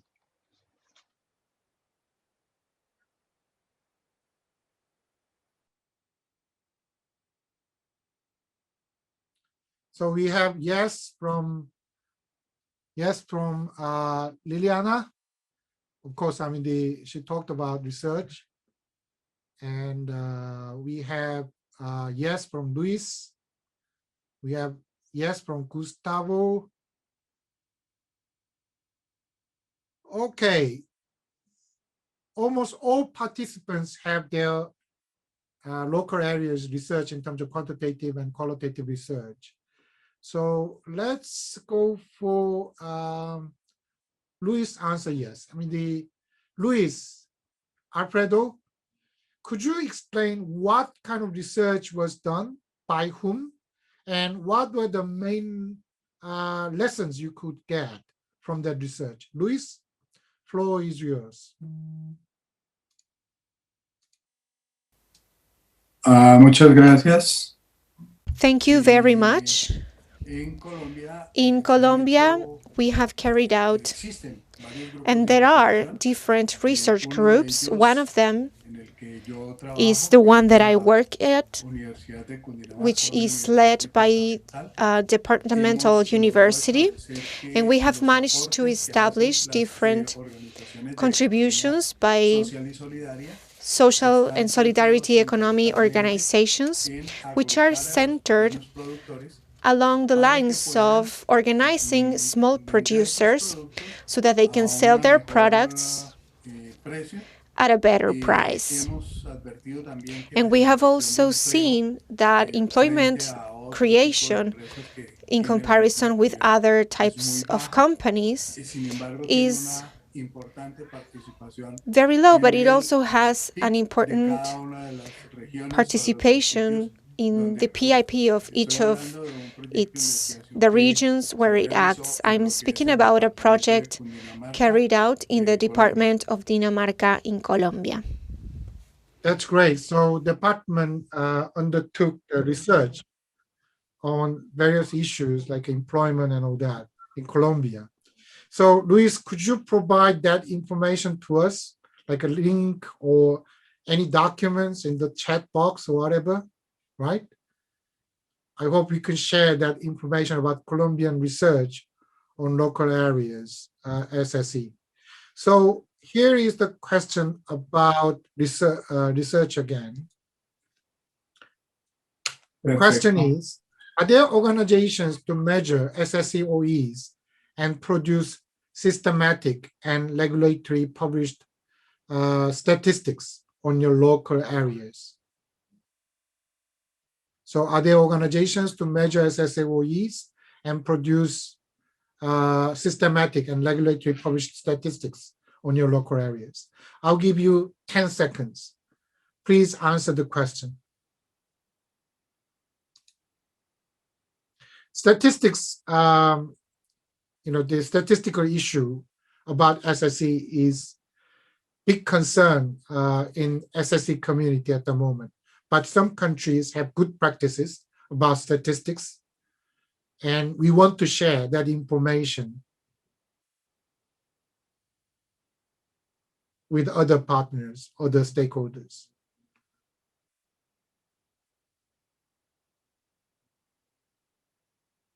So we have one no, one yes. We have one yes. Yeah, we have yes with one conditional kind of clause, like a not unified organization.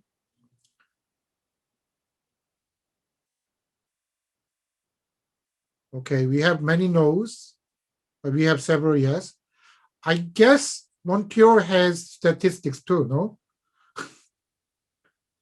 Why we don't have Montreal? Yeah, we don't have answers. We from both Nancy replied. and We both said yes. They're in the we Okay, have time's up. Let's go for Lawrence answer yes. I mean, Lawrence, could you explain a little bit about statistical issues in Seoul? You said yes, but not by unified organization. Yes, so floor is yours, Lawrence. Yeah, I said yes, but it's not unified in a sense. We do not have yet the overall legal framework on social solidarity economy. So we do have a separate law, for instance, for social enterprise, which is administered by the Ministry of Employment and Labor, and we have a cooperative, which is administered by the Ministry of Strategy and Finance, and we have statistics on the village enterprise, which are administered by the Home Affairs. In that way, that actually that depends on the type and category of social solidarity economy organization. The data collections and analysis are done by different ministries, and it's not necessarily all collected and analyzed in the unified form, because that there is a kind of different traditions and also different purposes administered by the different ministries. So it's one of the reasons that why we are advocating to have a frame law on social solidarity economy, which is not yet passed by the National Assembly. Okay, that's great. So you have kind of statistics on sectors and for certain areas, but not unified comprehensive system of statistics. I hope you can have it very soon. And okay, Margie, can you? Okay, well, just Nancy and I both, I mean, there's two of us, so we both answered simultaneously. We do have framework legislation, as you know, and embedded in the framework legislation is the requirement for statistics produced by the Provincial Statistical Agency, Institut Statistique du Québec, and that exists. It's extremely detailed. I worked on that with other researchers, plus the statistical office, but in particular, Marie Bouchard was very involved in that. So we do have comprehensive data, and it's reported annually in the same way as data on SMEs, etc. At the local level, we also have more, I don't want to say anecdotal, but there have been inventories, that provide information on different SSE organizations across the city and divided by sectors. And so on. But there is a national statistical agency, and that's really important. It took 4 years to get that done, and lots of discussion and lots of debate. Very important, very important. Thank you very much. I think all those cities with an interest in developing statistics should reach out to Margie to get the information and knowledge about statistics. And I think the information was written in the case study as well. Yes. So you can read it and you can get the references about statistics. So here is the last question from me. Are there SSE partner organizations that have helped in co-construction public policies for SSE? So this question is asking about co-construction process and whether you have co-construction process, whether there was kind of SSE partner organizations or not. So Montreal has that kind of organization. Seoul has that kind of organization. And Argentina, Liliana thinks they have that kind of organization. And Enrico Testi. So, okay, so time's up.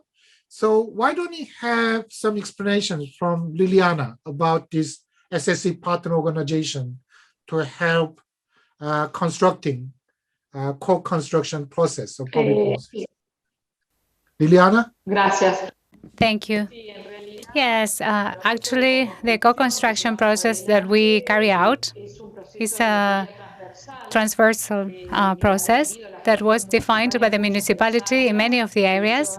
In fact, Jardona mayor spoke at the beginning of the Congress that we were handling the 4C model: economy, circular economy, knowledge economy, creative economy, and community economy. Within the community economy, of course, we put emphasis on the social economy. So all the actions that were defined as regards the 5 axes in social economy, for example, the popular parts that have to do with the ferries, in which we have 3,000 workers, we co-construct in rounds of tables, debating with the stakeholders that are going to be benefited by these social economy projects. If we think about the community sector, which is also social, the one linked with the ecology, we also have a roundtable in which we construct the politics destined to the community farms or family farms in which that participate in the social economy circuit. The most efficient way we found is precisely to define using rounds of tables that are sectorial with each one of the economy sectors, and it functioned starting from the smallest to the biggest. And in those rounds of tables, we define, and the state has a very important participation because it regulates the activities, and the organizations, the social organizations or the inclusive organizations, and the people, individuals, determine what is the framework as regards dialogue and co-construction. So Liliana, if you're asked which organization plays the most significant role in constructing co-construction process, what would be your answer? Which organization, which supporting organization? In 2001, Argentina had one of the most important crises that you must know about as regards economy. And there we started what we call the social organizations that are working towards interesting, particular interests. But throughout the years, 11 or 12 years, they have become very territorial factors in all the local sectors. These social organizations have a particular organization and allow us to interact with these organizations because they are linked in the territory, and at the beginning are the ones that we have contact with the most. And then in commercialization, for example, of the community organizations, there was no organizations that put them all together. For example, one of the biggest paths that we have, and it has 50 people, workers, did not have a representation that was chosen by them so that they can sit together with the municipality to talk. So what we have been doing for 1 year is to foster this organization that is within the social economy so that we can have interactors and valued interactors. Thank you very much. This session has a purpose to let you know how to follow the guidance questions. So if you look at the guidelines, you will find this kind of question in every chapter. And if you think your answer is no, you can follow the indication of references and check the cases like we did in this session. There are so many detailed cases about different countries, different cities. So you will get lessons, you will learn lessons, and you will gain insights from those cases. So because of time constraints, we cannot deal with all those questions in the guidelines, but now you know how to follow those guidance questions. So you can utilize this guideline in your office. Or if you have time, and if we have time, we can meet together to play the game called Policy Hunt. It's much more fun than this. So I hope you got the lessons and insights about different cases and the skills to follow the guidance question in this session. I think we do not have more time to go through other questions. Do we have more time? Andrea? Yes, look, in total, we have until 45. So take, in that case, we can go on until 30, until 6:30 in our case, and then leave 15 minutes for the conclusions. So yes, I guess if from Laurence or from Roberto, maybe one question each, we can have another couple of interesting elements. So maybe I can pass over to Roberto to introduce his question from a certain chapter. I mean, I don't know which chapter it is, but he must have access to markets, if I'm not wrong. Yeah, he must have chosen very interesting question. Roberto?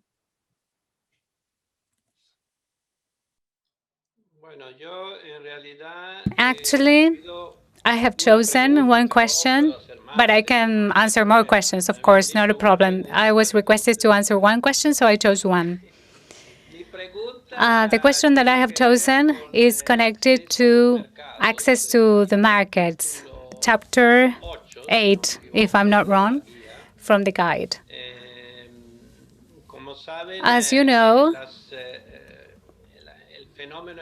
the emerging phenomena in the social and solidarity economy has many social enterprises, many enterprises that have a lot of limitations to start and to develop their activities. So the question that I have chosen from the guide is if whether in your city or place or territory there is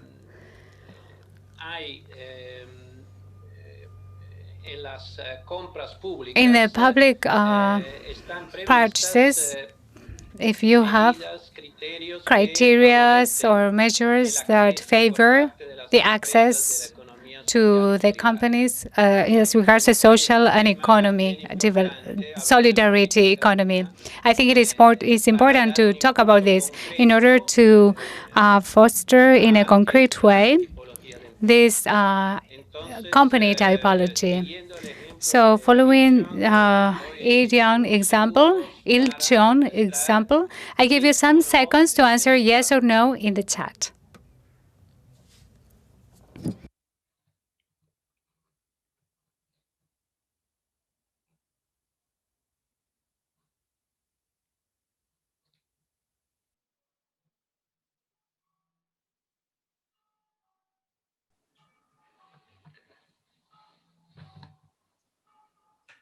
We have yes from Liliana, Gustavo, Tarek, Nancy. Montior has everything.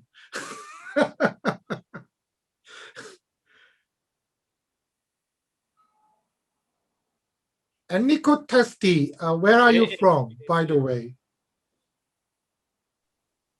I'm from right, Italy, okay, sorry. from Florence. Italy has everything as well. Kind of. Italia tiene todo, pero en este ámbito Quebec tiene más. Entonces, a mí me gustaría preguntarle a Nancy que nos diga sobre algo sobre este tema, también teniendo en cuenta la dificultad a veces de las empresas de economía social de conseguir la información, ¿no? ¿Cómo está en Quebec este tema? Gracias.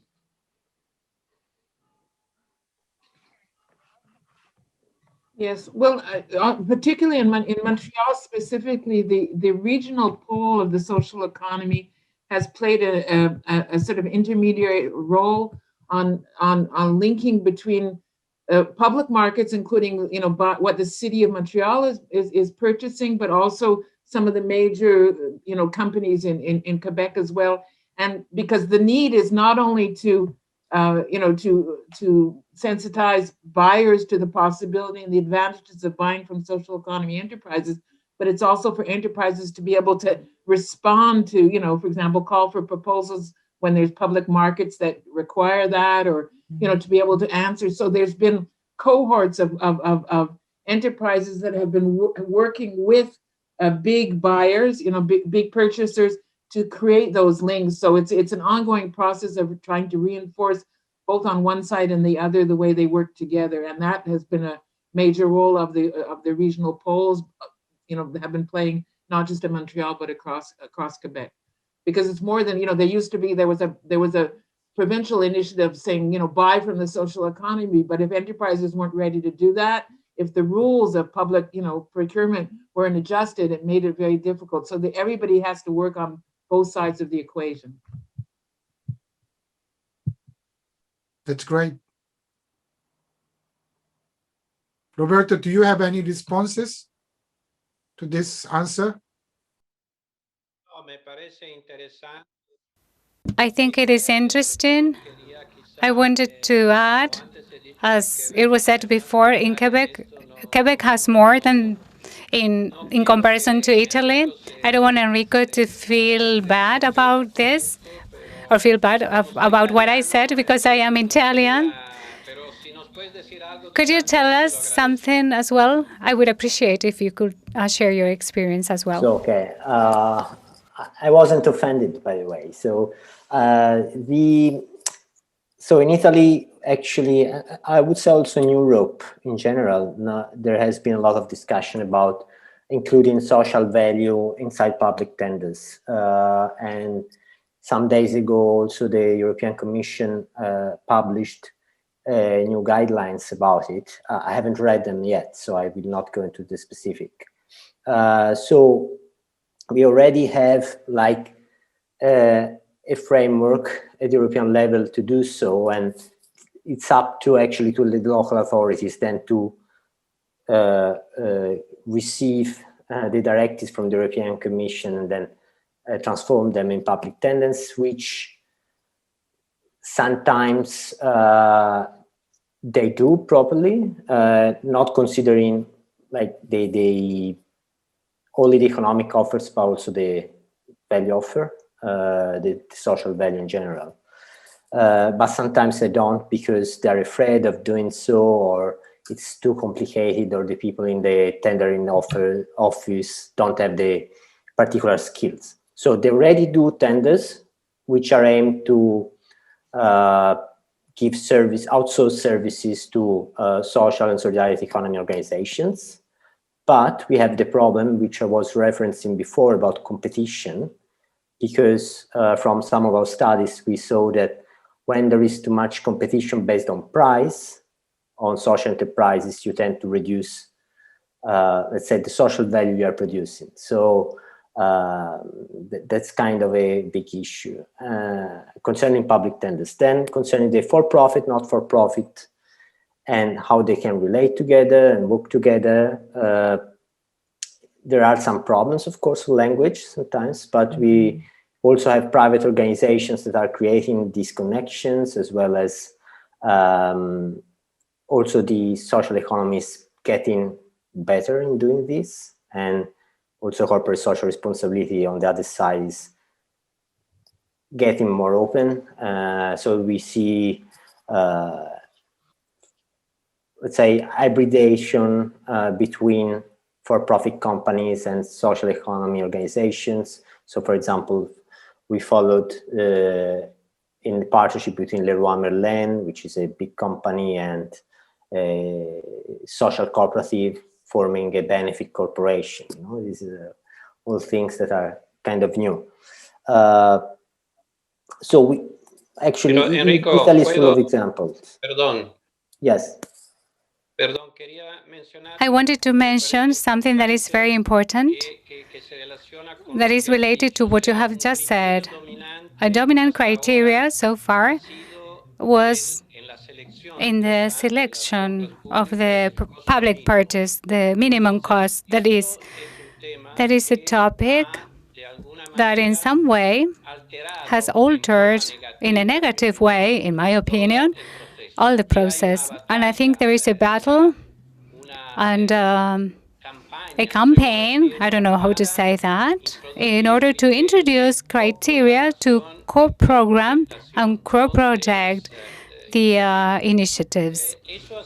That has been something dominant in Europe and Italy. I wish it was different. Yeah, I mean, that was I was referenced at the beginning. So the thing that the public tenders, you have the award of the tenders is done to the lowest bidder. So this is one thing. And then there is all this battle of including social value, the measuring of social value in public tenders. We also did a research on this in 2012. And another issue is then of co-planning of public services, for which, for example, in Tuscany, the local government created a new law to do co-planning of public services together, so local authorities and social economy organization, because of course you have to consider the competition rules at the European level in doing this. So you have to show that actually you're not giving favors, let's say, to a certain organization. So you have to do the co-production and co-planning of services in a certain way. But I'm not a legal person. The legal part is not my part. But so we have also these experiments. Thank you very much. And I cannot find any answer of no for this question, but I think no answers are very important too, because it is quite important to get the lessons from other successful cases if you said no. So if you think your local government or your local area does not have institution or policy asked by the question, please say no, and I will ask you what kind of lessons you can get from other cases. That is the game I introduced called Policy Hunt. So Enrico just talked about his expertise in legal terms. So he could not explain about legal process in detail. And in that case, I mean, your case cannot be very much helpful to those guys who want to have legal information. In that case, in the game, Policy Hunt, and Nico, you cannot sell your case. So you cannot get the point. So you cannot win. So in that game, you have to have some explanations which can be sold to those guys with answer no, right? So you can get the point and you can make your own ecosystem of policies and institutions in this game called Policy Hunt. Anyway, let's move on to Lawrence or Giselle. No, Andrea, you must have questions, right? Yes, if we have time. No GSF. Giselle's questions were introduced by me, so it's your turn. Okay. Look, I was a bit uncertain. There's one on planning, but it's quite close to the one that you've already put on engaging SSE organization in co-creation of policies. So I guess I would leave that one, even though I was initially going for this one. And another one, which is a bit more specifically on normative framework. So maybe I will pick this one and put it in the chat. Sorry, a second, let's see. So as I said, you have to pay attention to the chat box because there will be questions you are supposed to answer. So Andrea, question would be, is there a national normative framework in your country or at a higher governance level that your city municipality one, which would be province of region, I assume, which delegates to you the task or allows you to take the initiative to develop a normative framework for SSE in your jurisdiction, which is at the local level. And then complementing, do you have the necessary capacities or support structures or institutional arrangements to do so? So again, a few seconds following Il Chong methodology to please answer with a yes or not.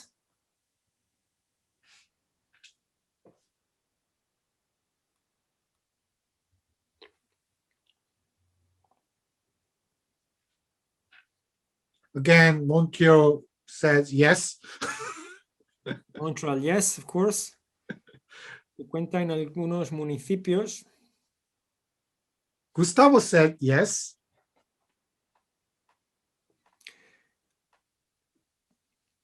Quizás Bolivia, ¿no? Puede ser un ejemplo interesante que no hemos escuchado. Bernarda, ¿nos quieres explicar un poco la situación por ahí en relación a esta pregunta, este tema? If your answer is no, please do not be afraid of saying no, because we can discuss about the problems and limitations. Liliana no entiende bien la pregunta. Liliana, es decir, si hay un marco jurídico normativo a un nivel nacional o por lo menos si no hay, si digamos se da el mandato desde el nivel nacional o desde el nivel provincial o regional que sea a la ciudad, al municipio de tomar iniciativa para introducir uno, para elaborar un marco normativo desde el nivel local. Pero ¿cuál es la relación con un marco de gobernanza más alto? Bernarda no escucha. Malik, à toi la parole, Malik, du Sénégal. Oui, je voulais, dans ce cas du cadre légal, l'expérience un peu du Sénégal, c'est pendant 2 ans, nous avons participé à une co-construction de politique publique, en partant un peu de l'expérience de la ville de Dakar, ce qui a été fait. On s'est rendu compte que Dakar a initié beaucoup d'actions, beaucoup d'initiatives un peu isolées, mais qui ne participaient pas à élaborer un cadre normatif par rapport à tant pour la collectivité territoriale, et ce qui est valable pour les 599 collectivités locales au niveau du Sénégal, mais aussi au niveau national. Et que nous avons, en tant qu'acteurs, accompagné cette co-construction avec le ministre, avec un ministère dédié, avec un fort plaidoyer au niveau de l'État pour qu'il y ait un ministre dédié à l'économie sociale et solidaire. Ce qui a été fait en 2017. Donc, il y a un ministère plein, donc dédié à l'économie sociale et solidaire. Et dans ce processus-là, nous avons accompagné tout ce processus avec le ministère pour élaborer une stratégie nationale, ce qu'on appelle une lettre politique sectorielle. Mais en partant de la pratique, c'est que la pratique a nourri la politique, ce n'est pas l'inverse. Donc, les pratiques des organisations ont nourri, ont fait la réflexion pour élaborer le cadre normatif. Et cette stratégie-là a été validée et, dans un premier temps, cette stratégie étant un pilier, nous avons travaillé sur un cadre, sur une loi cadre, une loi d'orientation qui a été validée il y a 2 mois. Et ce vendredi, nous devons passer à l'Assemblée pour la validation, pour le vote de ce cadre-là. Donc, ce processus, ça a été fait en termes de co-construction, en partant de l'initiative d'une ville pilote comme Dakar, qui a accompagné le processus de la mise en place d'un cadre normatif. Et la pandémie, la Covid, nous a permis aussi de voir comment adapter les procédures dans les collectivités locales pour répondre au marché public, à la commande publique. Toutes les organisations étaient impactées parce qu'il fallait avoir une capacité de réaction rapide des organisations de l'ES par rapport à la capacité de résilience des populations. Et nous avons amené l'État et les collectivités à assouplir les procédures de passation avec ce qu'on appelle des procédures simplifiées, permettant aux organisations de l'économie sociale et solidaire, surtout pour les femmes, dans les secteurs de transformation des produits locaux, parce qu'il y avait des ruptures d'aliments, des ruptures de chaînes, des ruptures de masques, des ruptures de gènes, les ruptures de savon, et tous ces éléments-là ont permis un peu ces organisations locales de booster l'économie locale et de répondre au marché public pour satisfaire les besoins des populations. Donc, il y a une énorme, je pense qu'il y a une vitalité qui a permis un peu de nourrir le cadre normatif qui est aujourd'hui voté, adapté et qui définit un cadre qui permet un peu aux acteurs de l'économie. Pardon, merci, si tu peux terminer parce qu'on est proche de la conclusion. Donc, oui, j'ai terminé. J'ai terminé, c'est bon. Parfait, merci beaucoup. Pardon, excuse-moi, mais c'est bien intéressant et merci pour tes précisions. Bernarda de Bolivia, como última, entiendo que Juliano te ha habilitado el micrófono, así que por favor, posiblemente 1 minuto o 2 máximo, así que luego terminamos. Ahora sí, muchas gracias. You have the mic now and you have 1 minute. Thank you very much, Bernarda. Go ahead. Good morning, good afternoon, and good evening to everyone. I wanted to tell you that in Bolivia, we had some experiences to strengthen social economy, and these have shown that there should be strong efforts at the municipality level to be able to improve acquisition processes and also incorporate products from different communities, and also allow these markets to generate circular and solidarity economies around their products. We are seeing now that we have many different laws supporting local producers, and this helps them to make different sales from different local territories. And this also kind of breaks with and plays with economy laws that are characterized or that are required by the national level. And we are working and identifying these bottlenecks in order to help municipalities to strengthen, in the framework of solidarity economy, cooperative economies, and for local producers as well. Great, Bernarda. Thank you very much. I think that was more closely related with the previous question, but it's still very relevant and interesting. So it's great to have a voice from Bolivia. Many thanks. So I think if I got it right, Juliano, we have 9 minutes left. Is this correct? Sí, Andrea, es correcto. Perfecto. Así que yo diría Il Chong. you want to quickly conclude this session and then we move to conclusions, GSF? And Yeah, I mean, you just learned how to follow the guidance questions. Please use guidelines. And if you have any questions, please let us know and we will contact you to discuss further about how to use guidelines. Thank you very much.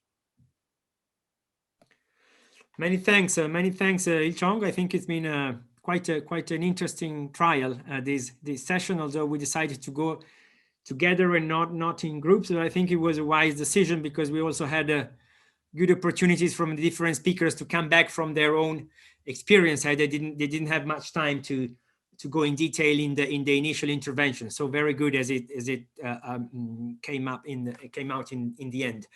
Now we have a few minutes to go. I would propose that GSF and ILO colleagues just give us a very short word of conclusion, a couple of takeaway messages.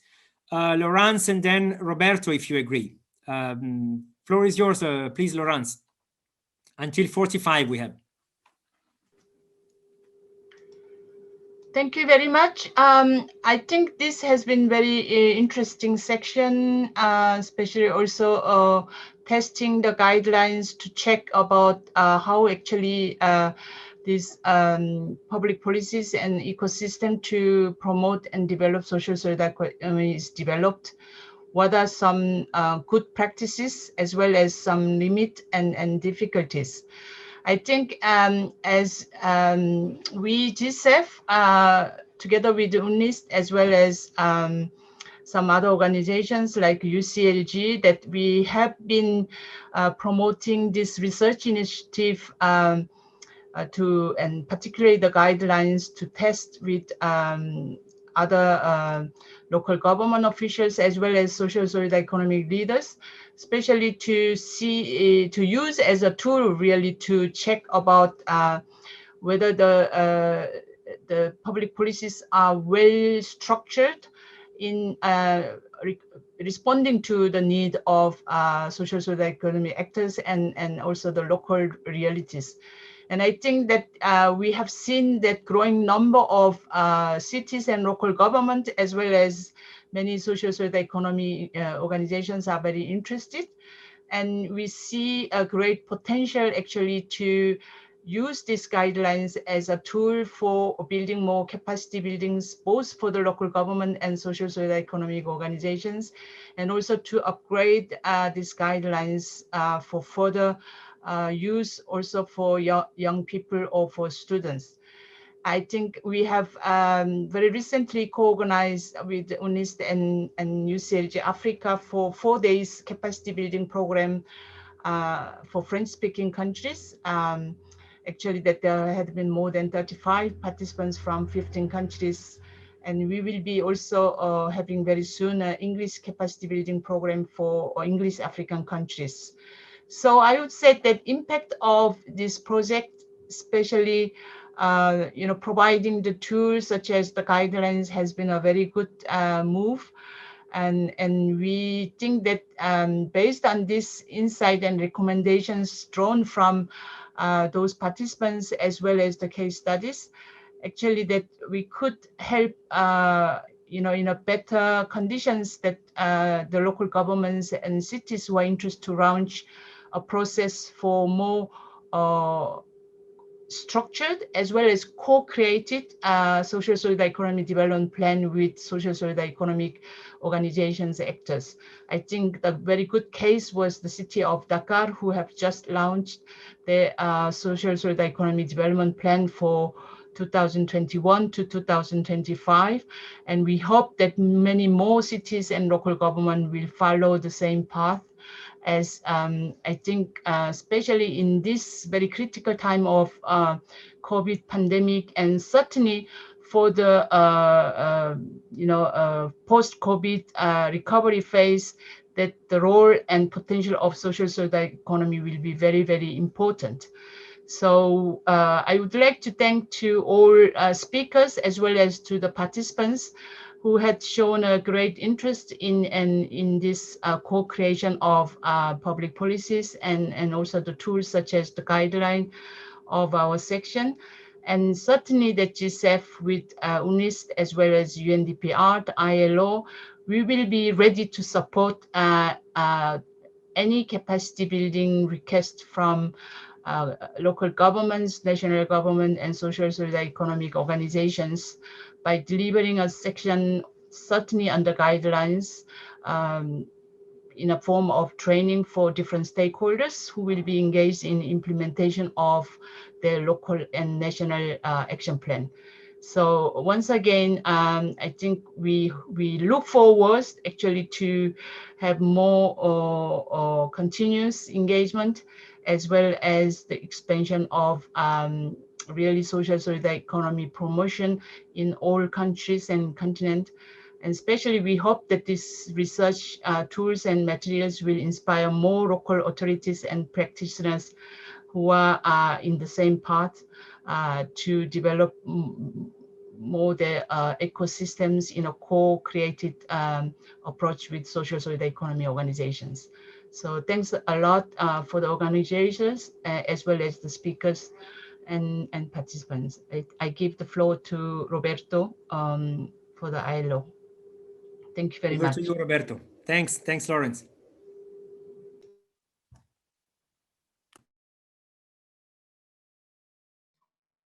Ahora sí. Muchas gracias por la, Thank you very much for the chance to share these. I think it's very interesting to use these guidelines. I think they are very useful. The session has been also very interesting, and I've been listening quite closely to Margie, Nancy, Minata, Jacinto,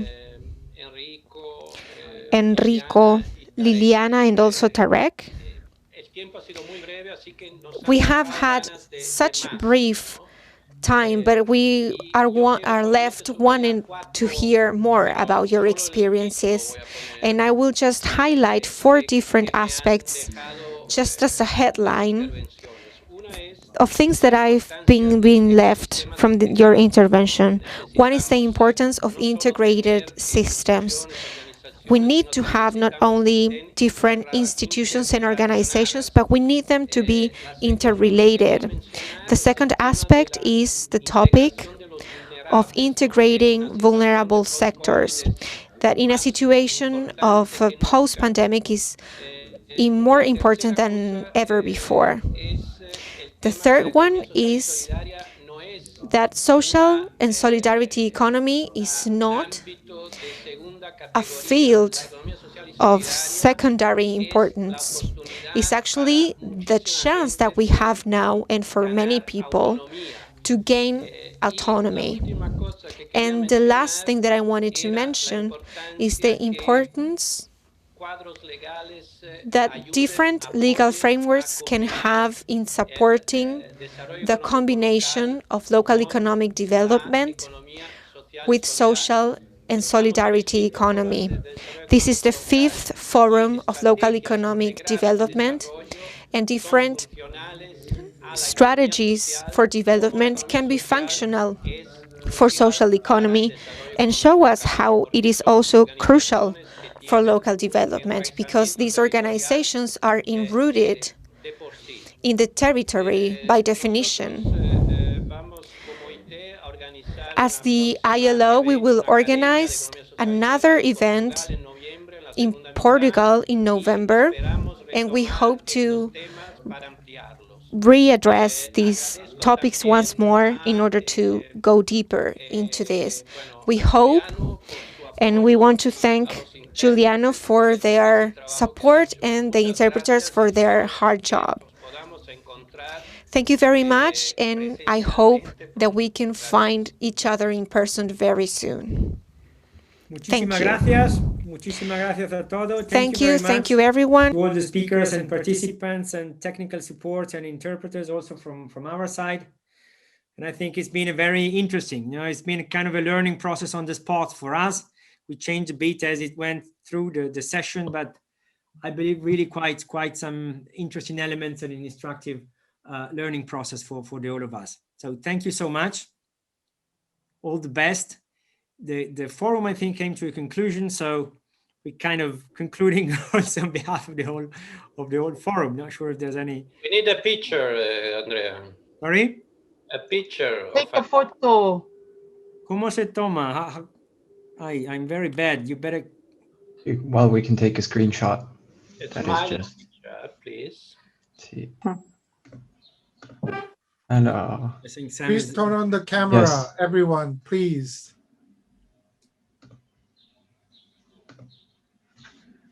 Okay. Very nice to see you, Virginia,